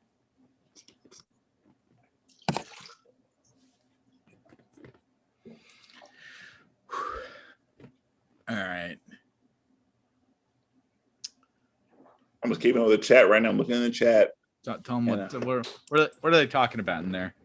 They were talking about Bays, how many teams different been on. They were wondering how long Bays was been playing. So we mentioned him earlier, playing with that Lakers team with Anton Jameson. That's hilarious. And they're also bringing up the Heat beat the Jazz. What? Yeah. Yeah, Utah's to play against the team with an actual center and their fraudulent big man. Yeah. I just feel like this is it's LaMelo Ball. It's a deep three to bring the deficit down to 11. I think that there's a major flaw with that Utah Jazz team that is obvious, but people keep forgetting here regular season. When it's playoff times, you need a big man who has an offensive game. Thank you. Heller, because when they just switch everything in the playoffs, it's going to be up to Donovan Mitchell and Mike Conley, those guys, to shoot over centers. And they're going to look down and see a 7'2", a stifled tower down low. Like, well, he's getting guarded by a point guard. Let's feed it to him. Wrong move. And as we know, the track record of Donovan Mitchell and Mike Conley in the playoffs is just stellar. I mean, it's fascinating how many heartbreaking playoff losses they've been a part of. It's fascinating.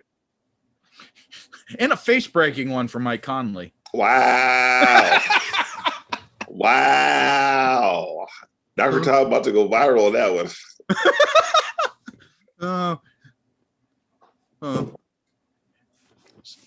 Babe, right. can I have some pizza, please? We should order some Domino's pizza. And Domino's, you gotta go round table, man. My wife hates round table pizza. It's the last honest pizza. The last honest pizza. I mean, what you really need is you need to go to Alameda to get some Laval's, but hey, there we go. I was in Alameda today. Yeah. I was over there in your old stomping grounds. Home of champions right there. Meanwhile, that's right.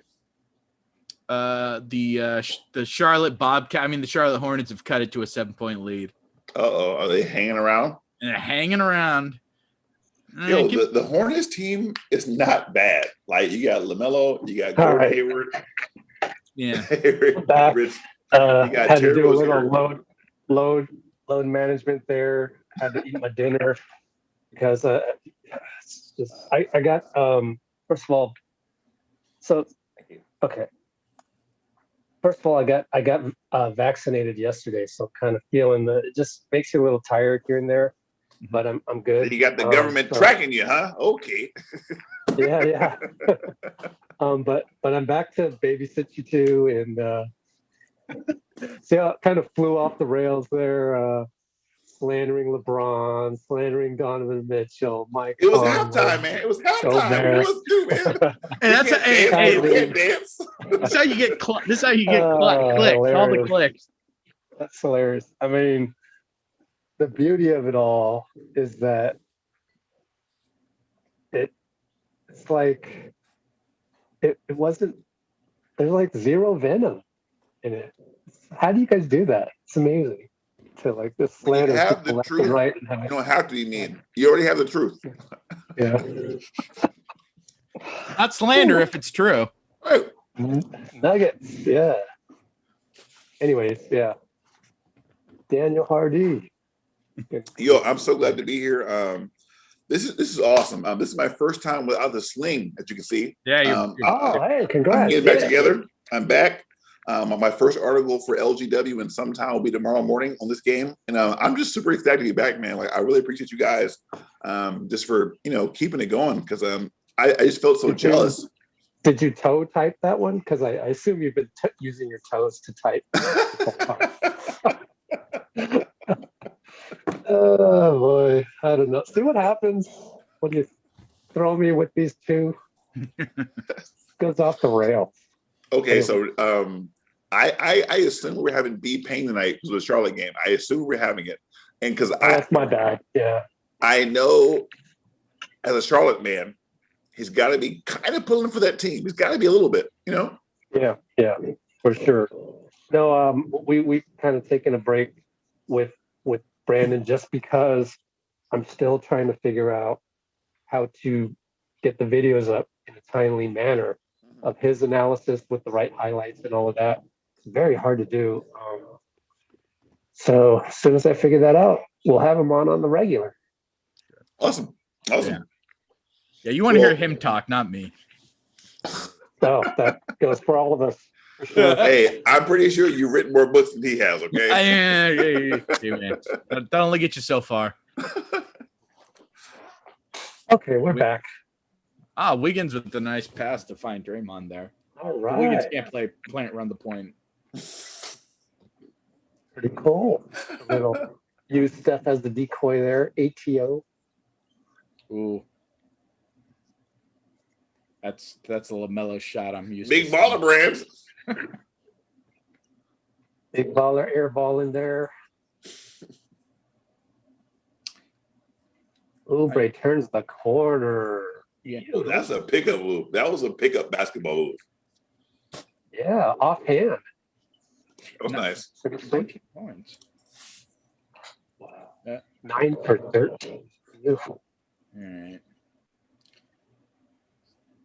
Let's see. All right. Steph's been kind of the only one who's been relatively quiet. Oh, relocates. Yeah. Nice screen by. Oh, just missed it. Huh. Just everything quite there. Yeah. So in our chat, I believe it's pronounced Anano. Guarantees Steph is going to go off. Anano missed with guarantee that Steph Curry is going to go off in the second half. All right. Well, we're halfway through the third quarter almost. So. Yeah, that went quick. Time to get going. Well, the Hornets had that little run to kind of get back into it. Typical NBC Sports Bay Area. We had to watch Gordon Hayward highlight while Wiggins missed the layup. Yeah. Score 9 points. Draymond. Oh. Draymond tried to go behind the head back there and got a little too. Ooh. 2-on-1. Dunk. Darn it. Yo, Steph almost got dunked on. He Yeah. knew what he was doing. He made a business decision there. Yes. He felt that coming. Eject. Yeah. Two. Look at him double him at half court. He didn't even cross half court Oh. in the double. Wiggins, corner three. I'll take it. There we go. There we go. We should pay that guy the max. Nah, he's washed. He's trash. Let's see.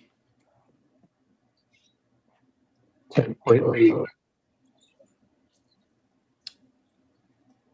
lot of dribbling by Terry Rozier. Here comes Rozier with the hero shot. He said a lot of dribbling, hero shot. You guys are disrespectful. Oh. All right. Thank It's just you. the Yeah. truth, Daniel. It's just the truth. That's right. That's right. Yay, Steph got Got a a foul call. Wincing a little bit, but it's like Yeah. slight, tiny limp, but he'll walk it off. Maybe got a little hip check. Yeah. You know, that's the fascinating part of this season. Over the past, I don't know how many years, one of the biggest fears the nation has is Steph Curry getting injured. And now he's like the lone wolf out there playing every night, averaging 30. Like this guy is really showing like he's a competitor in the game. I love it. Well, I mean, I think some of it is he's talked about like doing weight train and things like, and even like learning how, when it comes to like falling, like kind of how to do that. Like, I mean, it's something you have to learn. Like Michael Jordan, with those battles with the Pistons, he was like, okay, I got to start weight training now. Yeah. Yep. Scary part was he was averaging like 35 on him skinny. That was the gambling and cigars. There was no gambling in cigars in the 80s. What are you talking about?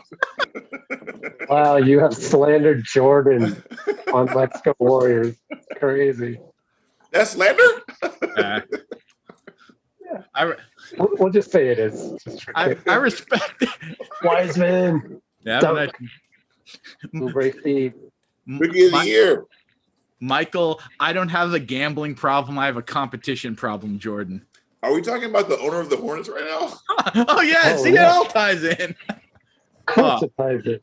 Dr. Tom had that plan from the start. That's Yeah, a bad see. call. That's a bad call. Yeah. Draymond. That's at least 3 fouls, right? He's talking. Now I'm worried he's gonna get attacked. So no, be careful. It's part of the reason that Draymond talks is because he knows that being an undersized center, he's always going to get hit on that contact, and he's like, I got to defend myself. I don't know. Maybe. Like, when you're a 6-foot guy protecting the rim, you're catching a lot of pressure out there. I'm wondering if part of the reason he ball on live, first of all, I'm wondering if he's wondering, hey, I gotta stick up for myself out here amongst these giants. Yeah, that might be part of it. And You like, know as what? No, go ahead. no, I was going to say, I think that could be part of it, or like projecting an image. It's a part of it too. Yeah. Or yeah. I thought his discussion with the ref was pretty good there because I thought I saw the ref, talking to him as opposed to walking away. Right. Meanwhile, Ooh. Steph with just some nonsense in the beautiful way. Scoop among the trees. Scoop among athletic 6'7" wings. Oh. And Charlotte makes 3. That was lucky because they had probably a layup, but they passed up on it. And Hornets are hanging around. Yeah. Like you said, but Wiggins gets back. They're good. They're much better than they were last year. Yeah. Although that zone is trash. The Hornets zone is complete garbage. Just 15 assists for Draymond. That's all. Yeah. Gordon knew he made it. They're getting going from 3. That's one of those where he knew it felt so good. You could see Gordon was like, oh. Okay. Steph with the chicanery there to get 3 free throws. Is that a cancelable term, sir? I don't think you do anymore, sir. How dare you? What a screen by Draymond to free up. Oh, that lightweight. That was travel, right? Is that travel, Coach Rich? Is that travel from Steph? Oh shoot, I wasn't paying attention closely. Those feet were real active. It seemed to be. I don't know. I don't know. I'm happy he got the three free throws though. But in today's game, I don't know what travel is anymore. That means you're old, Daniel. Like that is the sign of age is when you say, I don't know, I can't tell when they're trapped. Like it comes for all of us, man. Trust me. But dude, back in like the early 2000s, certain hop steps they were like travel.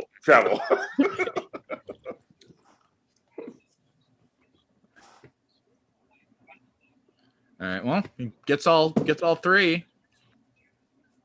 All right, up 12. So what do you guys feel is closer? The Warriors blowing them out or the Hornets coming back? Well, second unit is in 3.5 minutes. Oh, there's my answer. Wiseman, nice block. Yes. Better than David Robinson and Anthony Davis. Oh.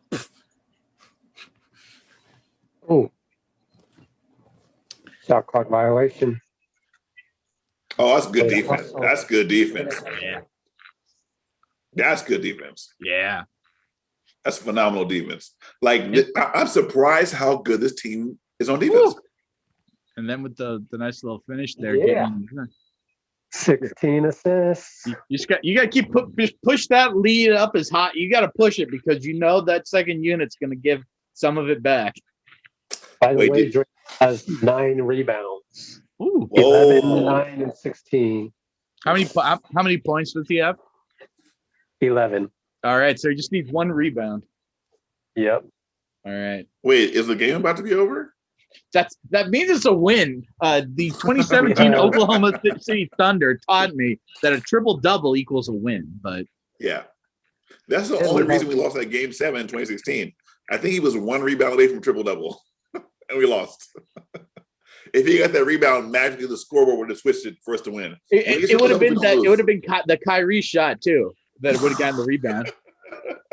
Someone in our Discord is saying that's Draymond career high in assists.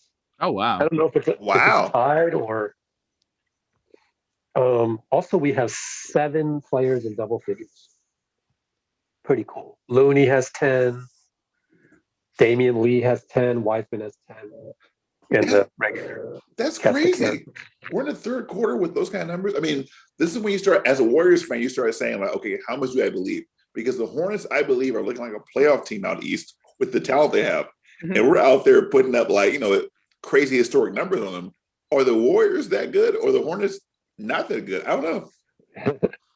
Oh, and that ties Draymond's career high, according to a tweet I just saw. All right, cool. Oh, this is sweet, sweet revenge on the Hornets if it works out.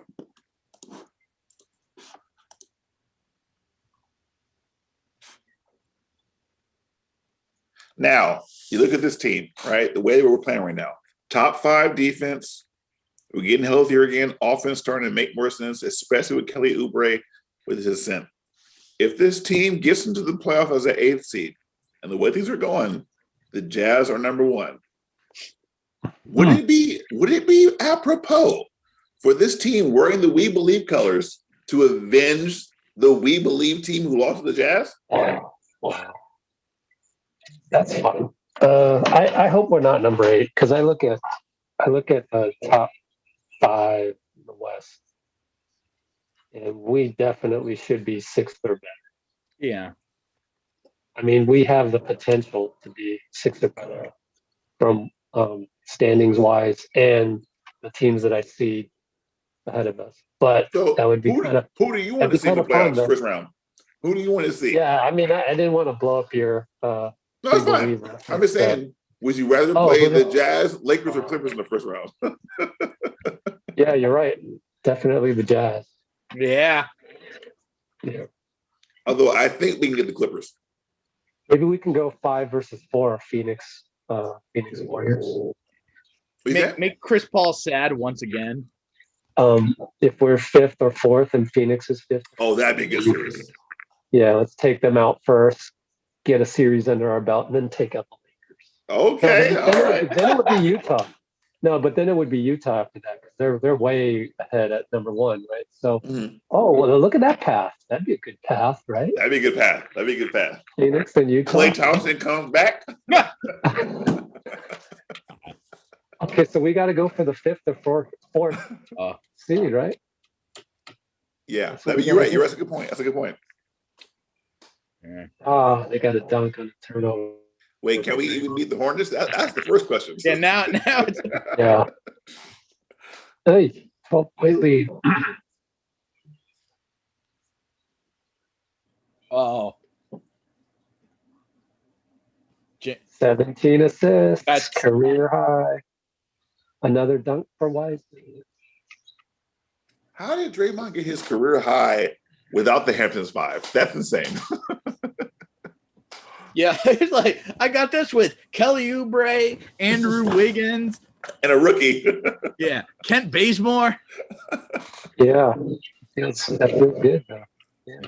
Good point. Very good point. This game has to be in Draymond's Hall of Fame candidacy. Oh. Yeah. I gotta go. I gotta go. I gotta go. I gotta go. Oh, I gotta go. there was a murder that just happened in San I have to go to San Francisco. I have to go to San Francisco. There's a dead man on the court right now. Wow. Oh, no, come, Steph. That man has a family. You can't do that to him. Oh, Steph Curry just humiliated this man. oh. Oh, And James Wiseman running the floor like a We young are David killing. Robinson. we are killing. Wait, I thought we were supposed to draft LaMelo Ball. Yeah, you can just find a big man. Come on. Okay, I think this Everything is going our officially way. something. Beautiful. Whew. I There's- think this definitely puts a dent in the whole Our ball. LaMelo versus James Wiseman conversation. yeah. Hard ball, yes. You lost the ball, Bridges. Looked like you lost it. So you're saying the Hornets should have been terrified when they barely beat the Warriors last week because Draymond got a technical, 2 technicals? And Steph Curry didn't play.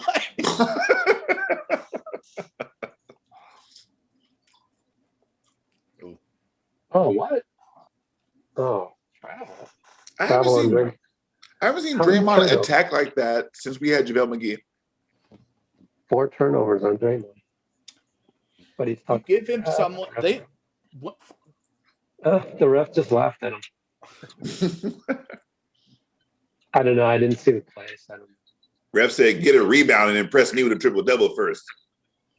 Yeah. Yeah, seriously. Oh, all right. Oh, they got an offensive rebound. Oh, there we go. Uh-oh. Triple double. Yeah, Oh, hey! there we go. In 3 quarters. In 3 quarters. Oh, careful, guys. All Oh, right, he get Big body. popped in the head. big body. Is James Wiseman dominating the 3rd quarter? That's He's a Draymond- load down there. Draymond's first triple double of the season. Really? Yeah. 29th career. Yeah, but they should really move on from him. You know. You don't want that. You don't need him. Like he's yeah. So defensive player of the year can make passes that like no one else can see. But yeah, you know, just you can replace that, no problem. Hothead loses games. Yeah. Hothead. Wow. Oh, I'm so glad we don't have LaMelo. 19 points up. All right. That's a lot for well. Now we're gonna Coach really LaMelo test that versus Oubre. second unit. Check out Oubre getting in his cat stance. Here it Yeah, comes. LaMelo's in trouble.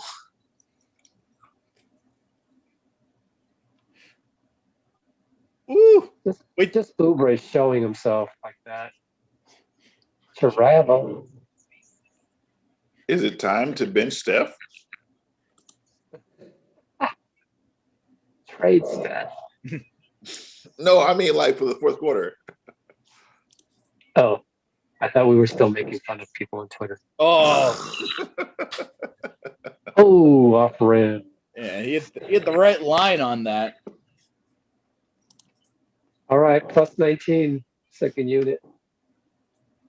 Mike Brown goes to tell you he wants something on the watch.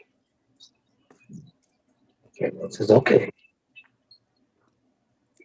Okay, so let me look at this box score because I believe James Wiseman has 16 points in 16 minutes. Yeah. Yeah, it was like Wow. 60 points at 50. So So yeah.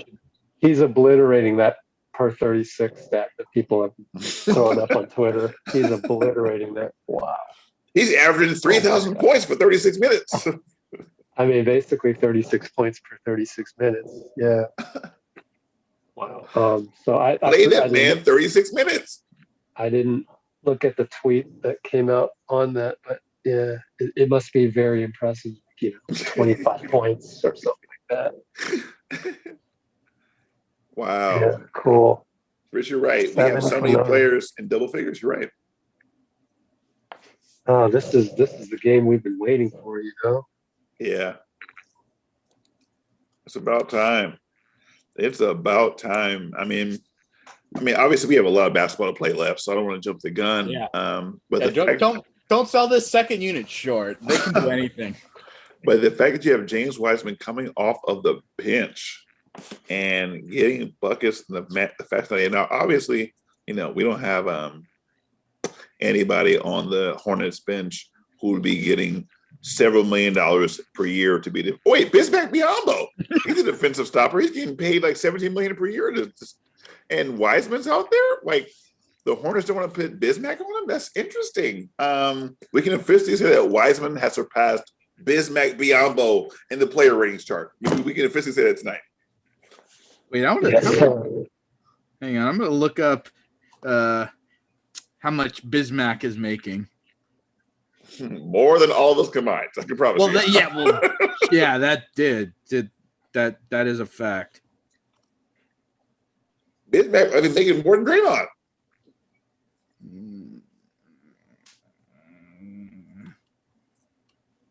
Now, I don't want to blame Michael Jordan for that during Black History Month. I don't know who gave him that contract. But let's just say he might want to redo. Hey, man, I'm trying to not get canceled here, so. Please find out how much Bismack Biyombo's making. Please. Please. I need to know. I think it's $17 million per year. I think, if NBA 2K is correct. I think he's making $17 million per year. And people were mad at us for giving Wiggins a contract. Bro, have you seen the NBA contracts? And we're back. The Hornets are trying to trap. They're trying to trap us. And Wanamaker breaks the trap. Wiseman can't catch it. Oh, come on. Do you blame Wiseman and Wanamaker for that, Rich? Oh, Wiseman saying throw it up. But Wanamaker goes, blah, blah, blah, whatever you said. So not on the same page there. Mm-hmm.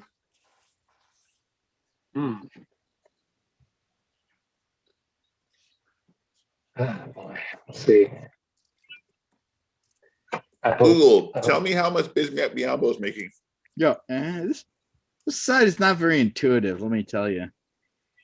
Oh, here we go. Wait a minute. No, that's weird.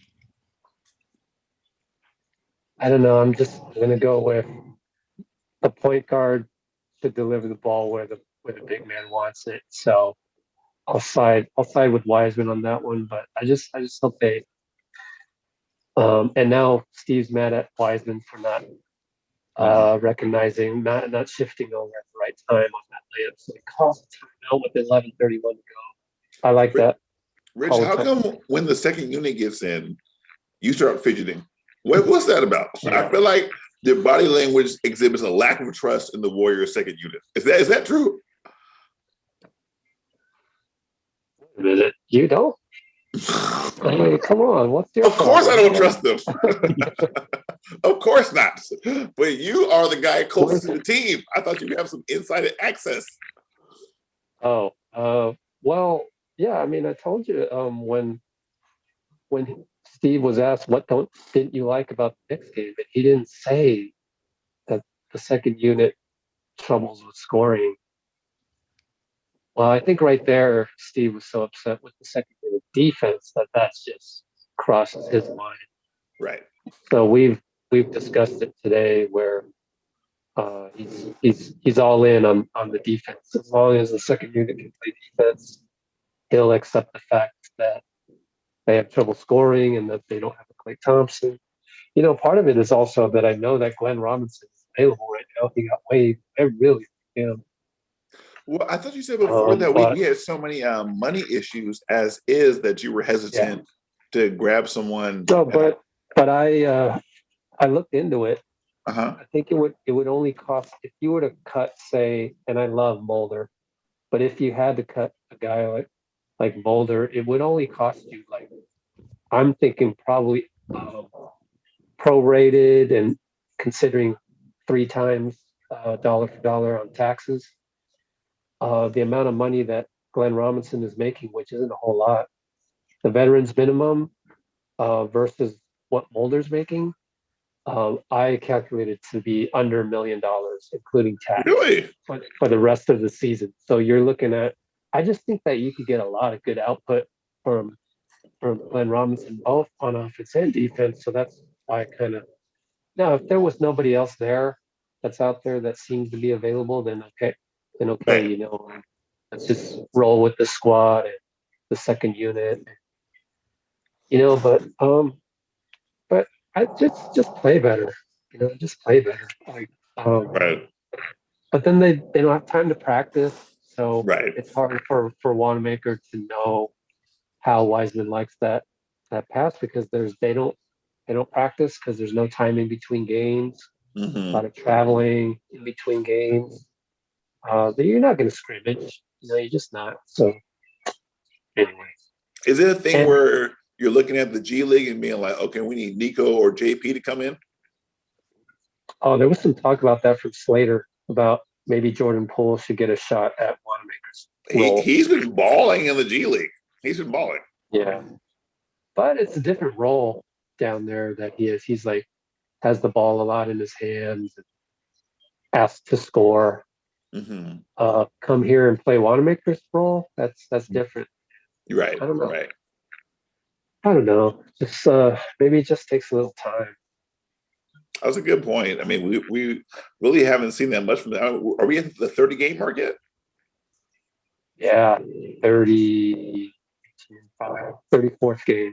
34th game. So with no preseason, you had a calculator in your head before about how many games to get on track, right? If we had a normal preseason 27-day training camp, preseason 7 preseason games, my estimate was around 32 games. Okay. So we're now at 33. So, but that was more revolved around Oubre, and I think we've seen that. Okay, he's there now, but now we're talking second unit, and yeah, I think maybe what we haven't. Here's Juan Toscano, so maybe he can shake things up a bit. Yeah. In for Wiseman early. But yeah, I mean, they used to play small with Pascal, and now they've changed it. So Ooh. look at JTA Yeah. making an impact. Wanamaker can dunk. You got a dunk. Wow. So Biombo's a contract that he's 3.5 million, but his previous one was like 17 million. So Okay. Okay. so he's not making that now, but he did. Right. Yeah. Wow. So okay, now his contract has leveled out. Okay, makes sense. That's a lot of that's too much dribbling from Pascal. Oh, just a little bit too much. Yeah. He had LaMelo a little bit, but with that extra help, it was too much. I'm concerned he wanted the foul. You know, 'cause that was a little too much to begin with. Right. You should know that. Instead, he's looking at the ref on the foul. You Mm-hmm. know. Anyway, still up 15. Wiggins knocked down a 3. All right, assist to Pascal. So what was our plus minus on the starters out of the 4? What was that? 19. Something like that. Let's Take a screenshot. make a mental note. Oop, Wiggins had a rebound. Ooh. We can just try to do a little too much there. And then I think we got a 19-point lead in the third. Oh. Yeah. whoa.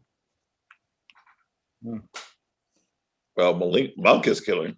Yeah, it was 19. Once again, the Yeah. app decided to kick me off. Good work there, NBA. Oh, wait, All you missed was Andrew Wiggins just slamming it off the backboards. all right.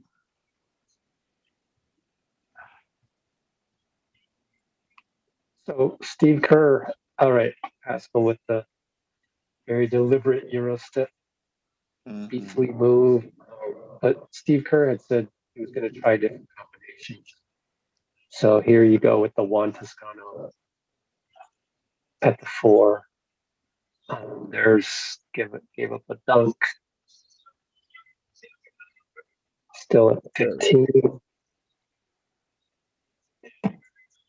Yeah, I think a -4. If they can just hold the line here, be good. Hornets are back in that zone. That matchup we had fun with it shortly. All right, Pascal again. But yeah, I think maybe like a -7 or worse would be something of concern long term. But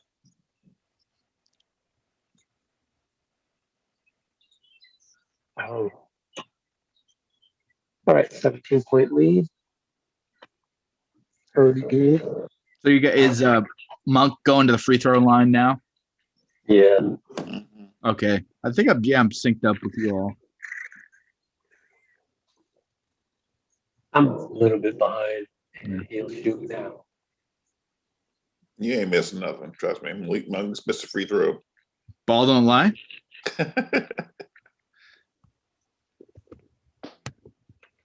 No, I can't use this to look up contracts of trash players. So, I think it's a game where maybe we don't bring Steph Curry back. I miss those nights when Steph Curry played 3 quarters and he was done with a towel over his head. Eat some popcorn, Wayne. The sick part was when you had Steph with a towel over his head and KD with the hoodie and the towel over his face. Look at that. Turnover. Yeah. My stream just died, so I can start mine over. Get it. I'll keep the play-by-play going for you guys. Warriors up by a lot.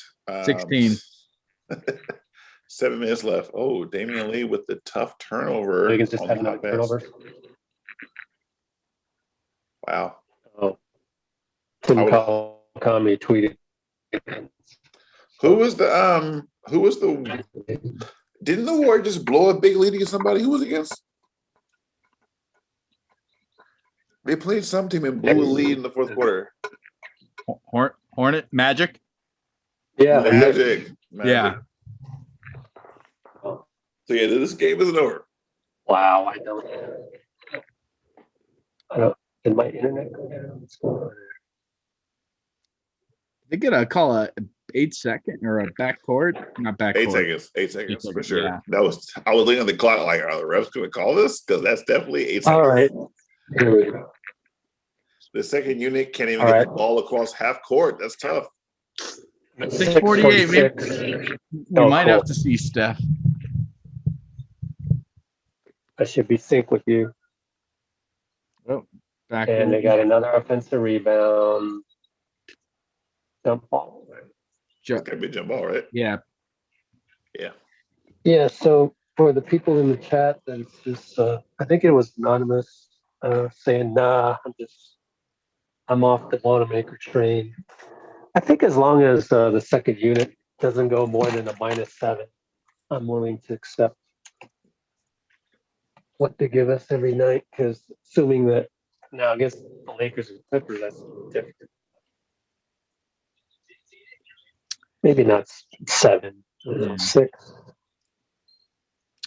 5. I don't know. I think he's got to bounce back. Like, so is it just gonna be that he had this amazing playoff bubble, and that's like the exception? Because I think what you're seeing now seems to be like more of the exception. Like there's gonna be a Oh, now I got trapped. Okay. They find Oubre. Way to go. nice. Borrego has to call a timeout, and we're back to a 17-point lead. So yeah, you know what? Yeah, let's throw in Juan Toscano every now and then. Of course, he's at, I think, 19 games played. But I see them signing Juan for the duration of the season. I know there was a little bit of that in the chat. I didn't get to see everything there, but I think they're going to have to make a move on Juan before the end of the season. So that could result in a domino effect. But who would they get rid of? I just, it would probably have to be Mulder. Yeah. I think Right. you do need Wanamaker's defense in the playoffs. So that's my thought on that. And so I think Juan will get a pretty good look here. I think this is a good experiment right here. Throw Juan in there. So Wiseman's minutes with the second unit gets cut a little bit shorter. Throw Juan in there. And it's all good. So maybe Yeah. that's the adjustment that they make, and then all of a sudden Wanamaker looks good again. I don't know. It's just, I feel like it's easy to point the finger at him because he's not the most athletic guy out there. He's not the best shooter out there. You know, he's a blue collar guy, and so it's easy for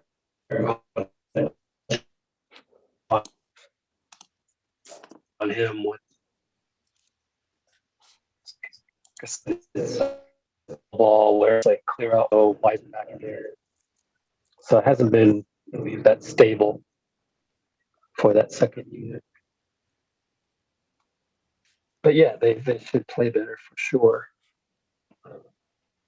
Going 9 or 11 straight possessions without a field goal, that was tough to swallow. But still, they held the line against the Knicks. So there's that. The defense was It's good, like, and that's yeah, and Wanamaker is going to be a big part of that, or is a big part. yeah, exactly. You know, you just never know. You know, you're playing Phoenix, Steph accidentally gets foul trouble. You know, you absolutely have to have one make it for the playoffs. I feel Mhm. Right. because it was, you know, Chris Paul. You need somebody in there to guard Chris Paul. I'd love to see Wanamaker with a Klay Thompson Yeah. Warriors because I think that second unit would be a lot like just Wanamaker that it would be so much better. And I mean that's like it's easy to say because Klay's one of the best players in the history of the game, but I think especially with the issues that we've seen, Klay kind of addresses a lot of them. Yeah. I don't know. We'll just have to play it out. Yeah. No, none of us is saying I don't see Wanamaker with us next year. It's too far to look in the future, I think. Let's just see what happens. But yeah, you know, when Jeremy Lin wasn't injured and playing balls out in J League for the first couple games, it was like, oh, okay, so maybe Jeremy Lin next season. You know, so a lot can happen between now and then. Ooh. Uh-oh, Draymond has 4 fouls. Yeah, got kind of beat on that little between Washington and Ball. Yep, looks like 4 fouls.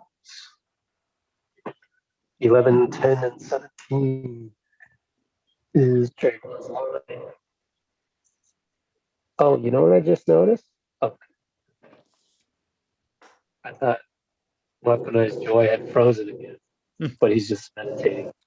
Yeah, I was meditating because I was thinking about Draymond Green having maybe the most embarrassing moment since the 2016 finals last week against the same team. And then coming out and setting a career high in assists. It's just these guys, they're so competitive on so many different layers. So whatever he internalized from that night, it's just amazing to see him come out the next time against his team and set a career high in assists. That's crazy. Well, I mean, I think Richard bring it up, but like how that game 4 and missing game 5 of the finals, and then game 7 of those, but like he played what would have been the game of his life if they, won the game. Right. Yeah.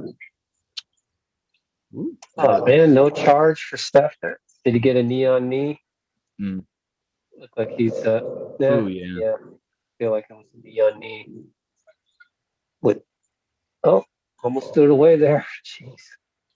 There's All right, passed. nice finish through the I like me some dunk. Pascal. Or as if we could say, Pascal.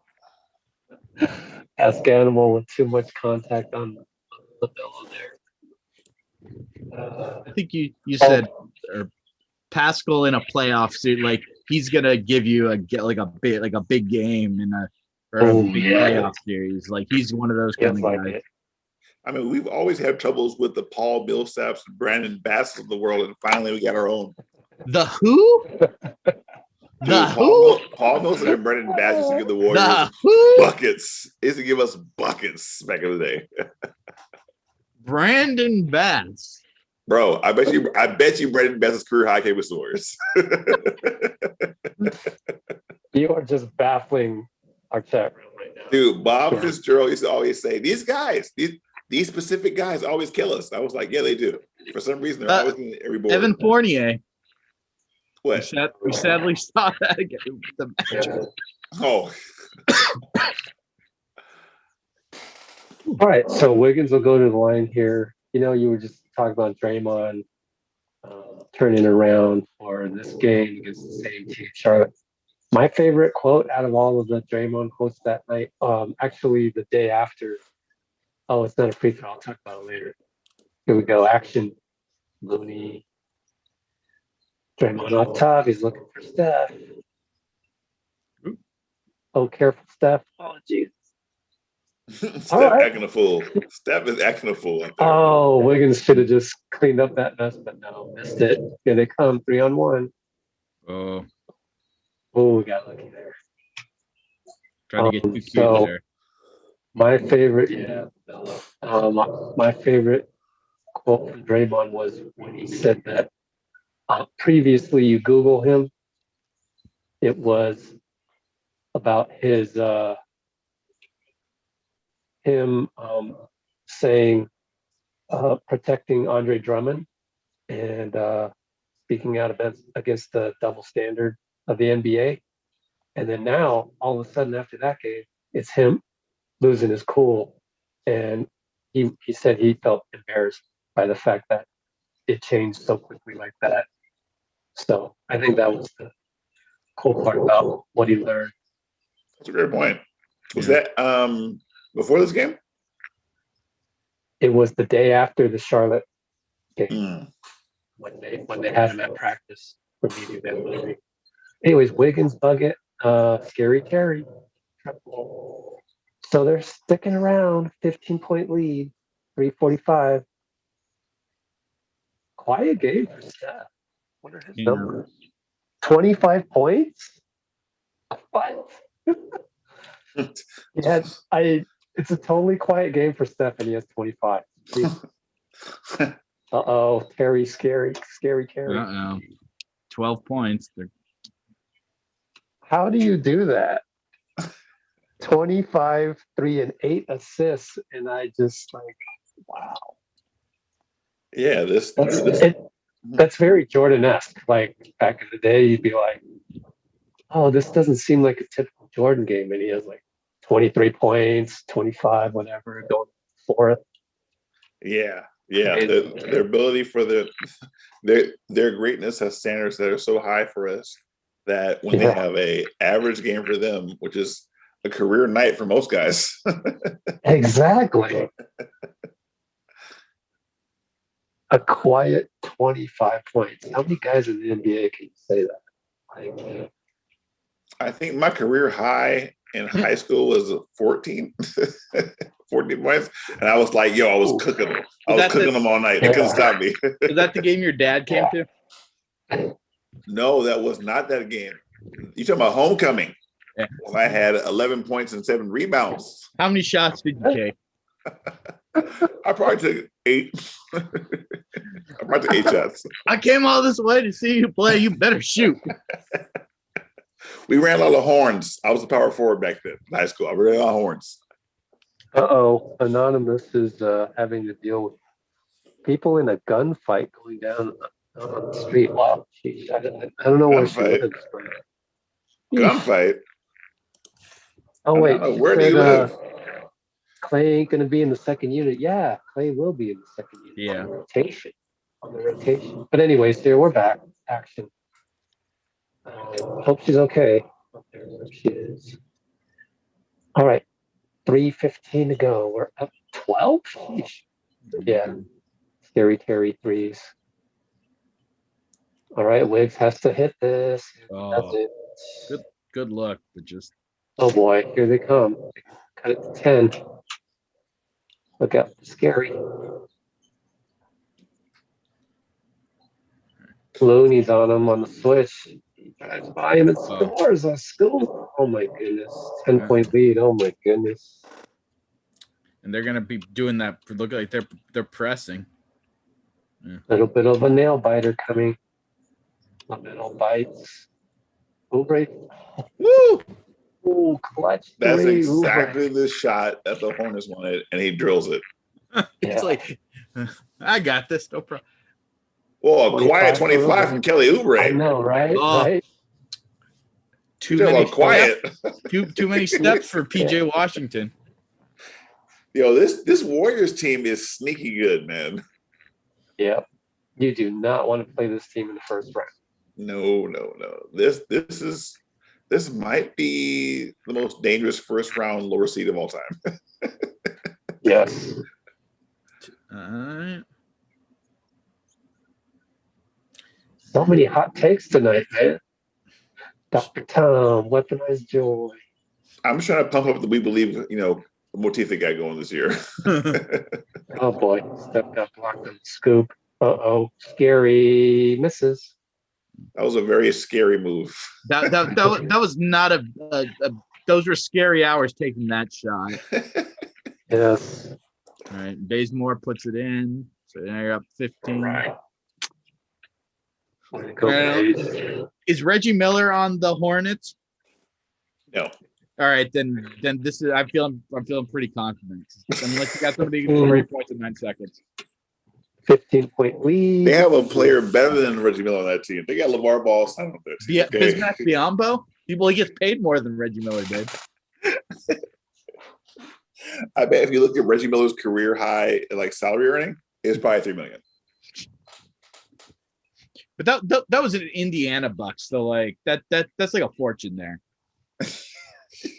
So how much was Bismack Biyombo's $17 million contract in Charlotte? Well, a lot of that was in Florida too, and there's Oh, he played in Orlando. He got the contract in Orlando. That's right. Yeah, come on. You Florida's the home of bad decisions. As a current Florida resident that you are, Tom, I cannot believe you would turn against your state like that. Oh no, I do it all the time. It's quite wonderful. Yeah, I forgot that Orlando had Bismack first. It was crazy. I bet the veteran players who played before must look at these new salaries like, what the? Because how in the world can you be a Hall of Fame player? And you I look could at have this had guy, so many Burger King franchises with the money I would have made. just all up and across the country.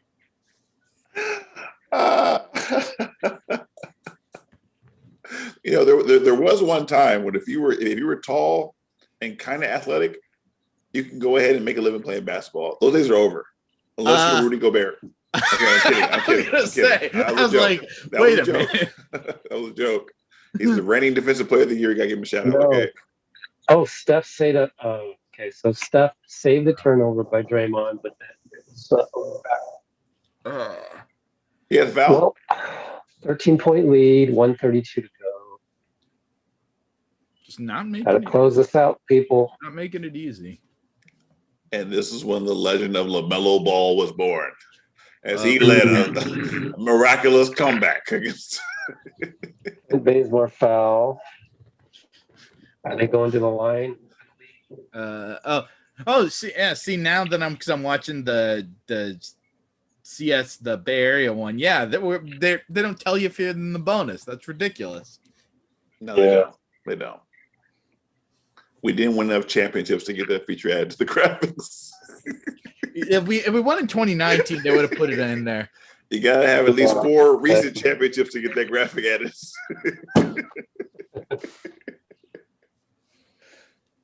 I saw some of the commercials that the Chicago Bulls had, players had during like the late 80s, early 90s. Man, you wouldn't believe how good the graphics were back in the 80s until you see the Chicago Bulls commercials for Subway. Scottie Pippen was had Matrix graphics. LeVar thought, well, LeVar always thinks he has a steal, but LaMelo thought he had a steal. But nah, it's a foul. Side out, excuse me. And they're trying that trap or that Bazemore. When is Wiseman going to get some closing minutes? That's my question. When are they going to put Wiseman with the closing unit? When he learns how to not foul. Oh, fair point. All right. 11-point lead. He is a hacking machine, yes. He's so young though, man. Like I just want to see Wiseman just like get those rough minutes and just experience it, you know. By the way, you glossed over it. LaMelo missed a 3-pointer. Not LeVar Ball, son. What? Man, I was making that when I played one-on-one against MJ. Bro, like LeVar Ball is a prophet. First of all due respect to that, Black man during Black History Month. But I just want to say for everyone who doubted love Melo versus Wiseman, this is Exhibit A of why you never doubt Bob Myers. Thank you. Amen. Yeah. Yeah. LaMelo is playing like everyone who didn't want to draft him is acting like. Now, I think he's going to have a stellar career. He's a hooper for sure. But in terms of fit on the Warriors, I'm so glad the Warriors picked Wiseman. Hooper. Isn't that what your dad said about Willie Cauley-Stein? Wait, what? No. My father has no idea who Willie Cauley-Stein is. He's a leaper? He's a hooper? No. My father has no idea who he is. He said his dad called Willie Cauley-Stein. I have a My feeling father is offended. How dare you?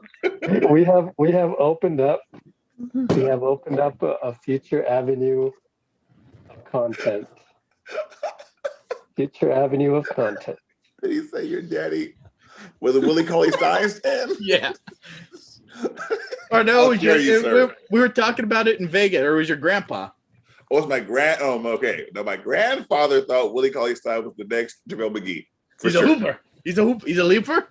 He's a leaper and a hooper. Yes. My grandfather for sure thought Willie Cauley-Stein should have got a max. All right, this doesn't come from nowhere. Yeah. My grandfather grew up in the days of Bill Russell.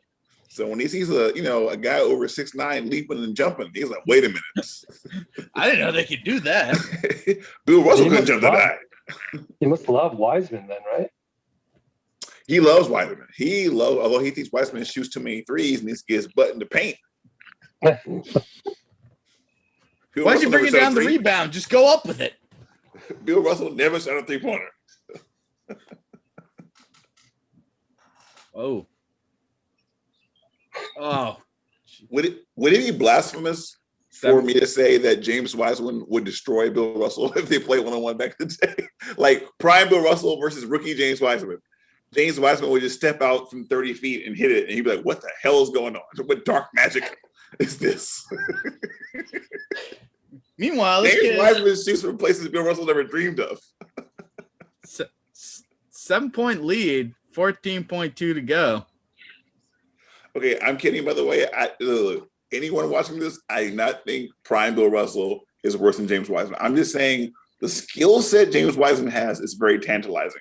How much is Wilt Chamberlain paying you to say this? If you look on the Let's Go Warriors YouTube channel, you will see we had a talk with a certain trainer. His name is David Alexander. He's a trainer of James Wiseman, and he told us he'd be better than Anthony Davis and David Robinson. Now, the question to you, dear viewer, is this: is being better than Anthony Davis and David Robinson equal to being better than Bill Russell? Oh. You decide. Staying out of this one. I'm staying out of this one. Rich, would you rather be Bill Russell or would you rather be better than David Robinson and Anthony Davis? The people want to know. It's tough to play with all those rings on your hands, man. It'll weigh you down. Yeah. Bill Russell has more reason than both of them combined. Stop dragging me into this. Oh, man, we got to get Mr. Alexander back on. I just wanted to talk about your dad. That's it. And it turned into Bill Russell. Your dad thought Willie Cauley-Stein was going to be. Do not put my father. This was my grandfather on my mother's side. Was going to be Kareem Abdul-Jabbar crossed with Hakeem, crossed with Dikembe Mutombo in that series against the Sonics.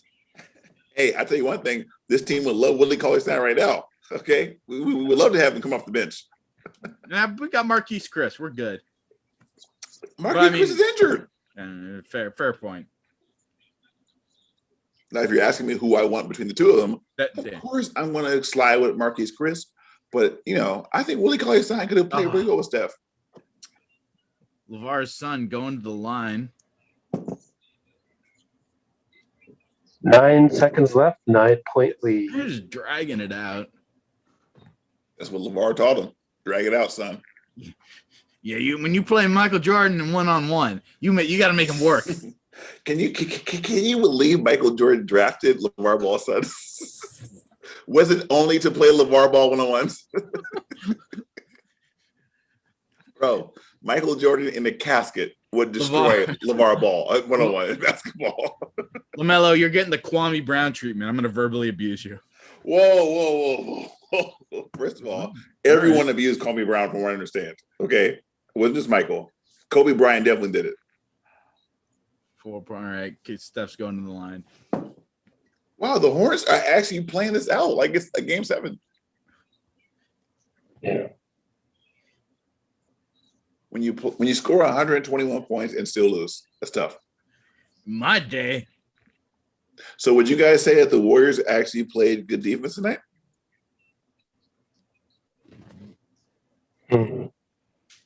That's a good question. Yeah, and probably the fact that I'm saying that's a good question means no. They gave 121 to the Hornets. They're flashes. Yeah. I agree. Oh, all right, there we go. And it's a wrap. Oh. We are 19-15. We just won 3 in a row. Everything is awesome. What I wouldn't give to hear what Draymond just said to LaMelo. Did LaMelo just go for a blocking call with no time on the clock? Yep. Hey, man, LeVar's watching. You got to do it right. Did you see Steph Curry shaking his head? Steph Curry has not stopped shaking his head for the last 45 seconds off of what LaMelo Ball just did. I need to see a replay. Can we look that up on the Warriors Outsiders? LaMelo Ball with 1 second on the clock, down 10, comes flying on the lane and slams into Steph. Come on. Wow. I missed that. Wow, I didn't. Yeah. Dude, Steph is still shaking his head. Wow. Is that bad blood, you think, Rich? I have no idea. It's crazy. What are you doing, kid? Yeah. Steph is not liking that at all. I would love to hear Steph's thoughts. Hey, Rich, since you're going to be asking Steph momentarily what he thinks, why don't you ask him, what do you think of that play where LaMelo crashed into you with 1 second left? What was going through your mind? Because you shook your head all the way back to the tunnel. Okay. You're like, what is this young kid doing? I'll try to ask that if it doesn't get asked. Because Steph didn't seem to say very much. When it comes to Steph, it's hard to get a question in there. To be honest with you. Well, that's a good point. That's a great point. He is the greatest basketball player in the world. Yeah, but I'll try.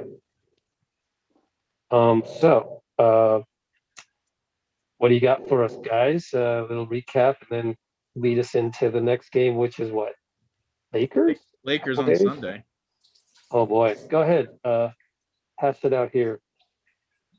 Lakers Sunday. Well, if you wanted to go to the Lakers on Sunday in a primetime game, you want to make sure that you humiliate the Hornets on Friday night. So the Warriors mission accomplished. Way to bounce back from the last time playing the Hornets. Draymond Green goes from being the GOAT, and not in a good way, the last game, to setting a career high in assists. Next time we see this team. The biggest thing I love about Draymond, he's a huge competitor, and we saw it tonight. Yeah, and you're looking ahead the Lakers in this stretch where when they've been without Anthony Davis, they've been struggling a little bit. So I'm wondering whether that you could see this going two ways. You could see it as being an opportunity because especially for a guy like Draymond saying like, oh, I don't have to contend and bang with Anthony Davis. You can give a little more of that defensive effort on LeBron or the best player on the Lakers, Alex Caruso. That's a joke. That's a joke for Lakers. But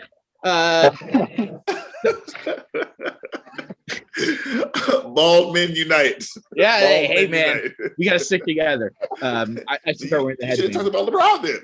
Yeah. Hey, I'm not talking about denial. I'm talking about acceptance. But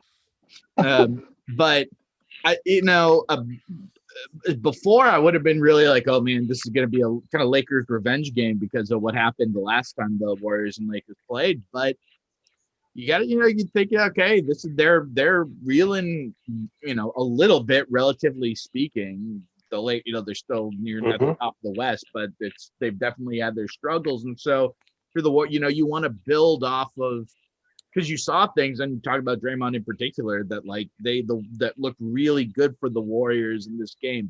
There were certain things where you're like, wow, this team, like you were saying, like there'd be times where you'd be saying, this team looked great, and then you'd be like, oh my God, what are they doing? So the key is, you can get away with that against a team like the Hornets, but when you're playing the Lakers, even one that's struggling a little bit and without one of their best players, probably can't get away with it. So you need to go in with the mindset of, okay, we got to keep doing certain things, but we got to clean this up. Like it's definitely. What does that say to you about the current state of the Hornets? Because if you look at it on paper, not a bad team. Terry Rozier, Gordon Hayward, and of course their rookie LaMelo Ball.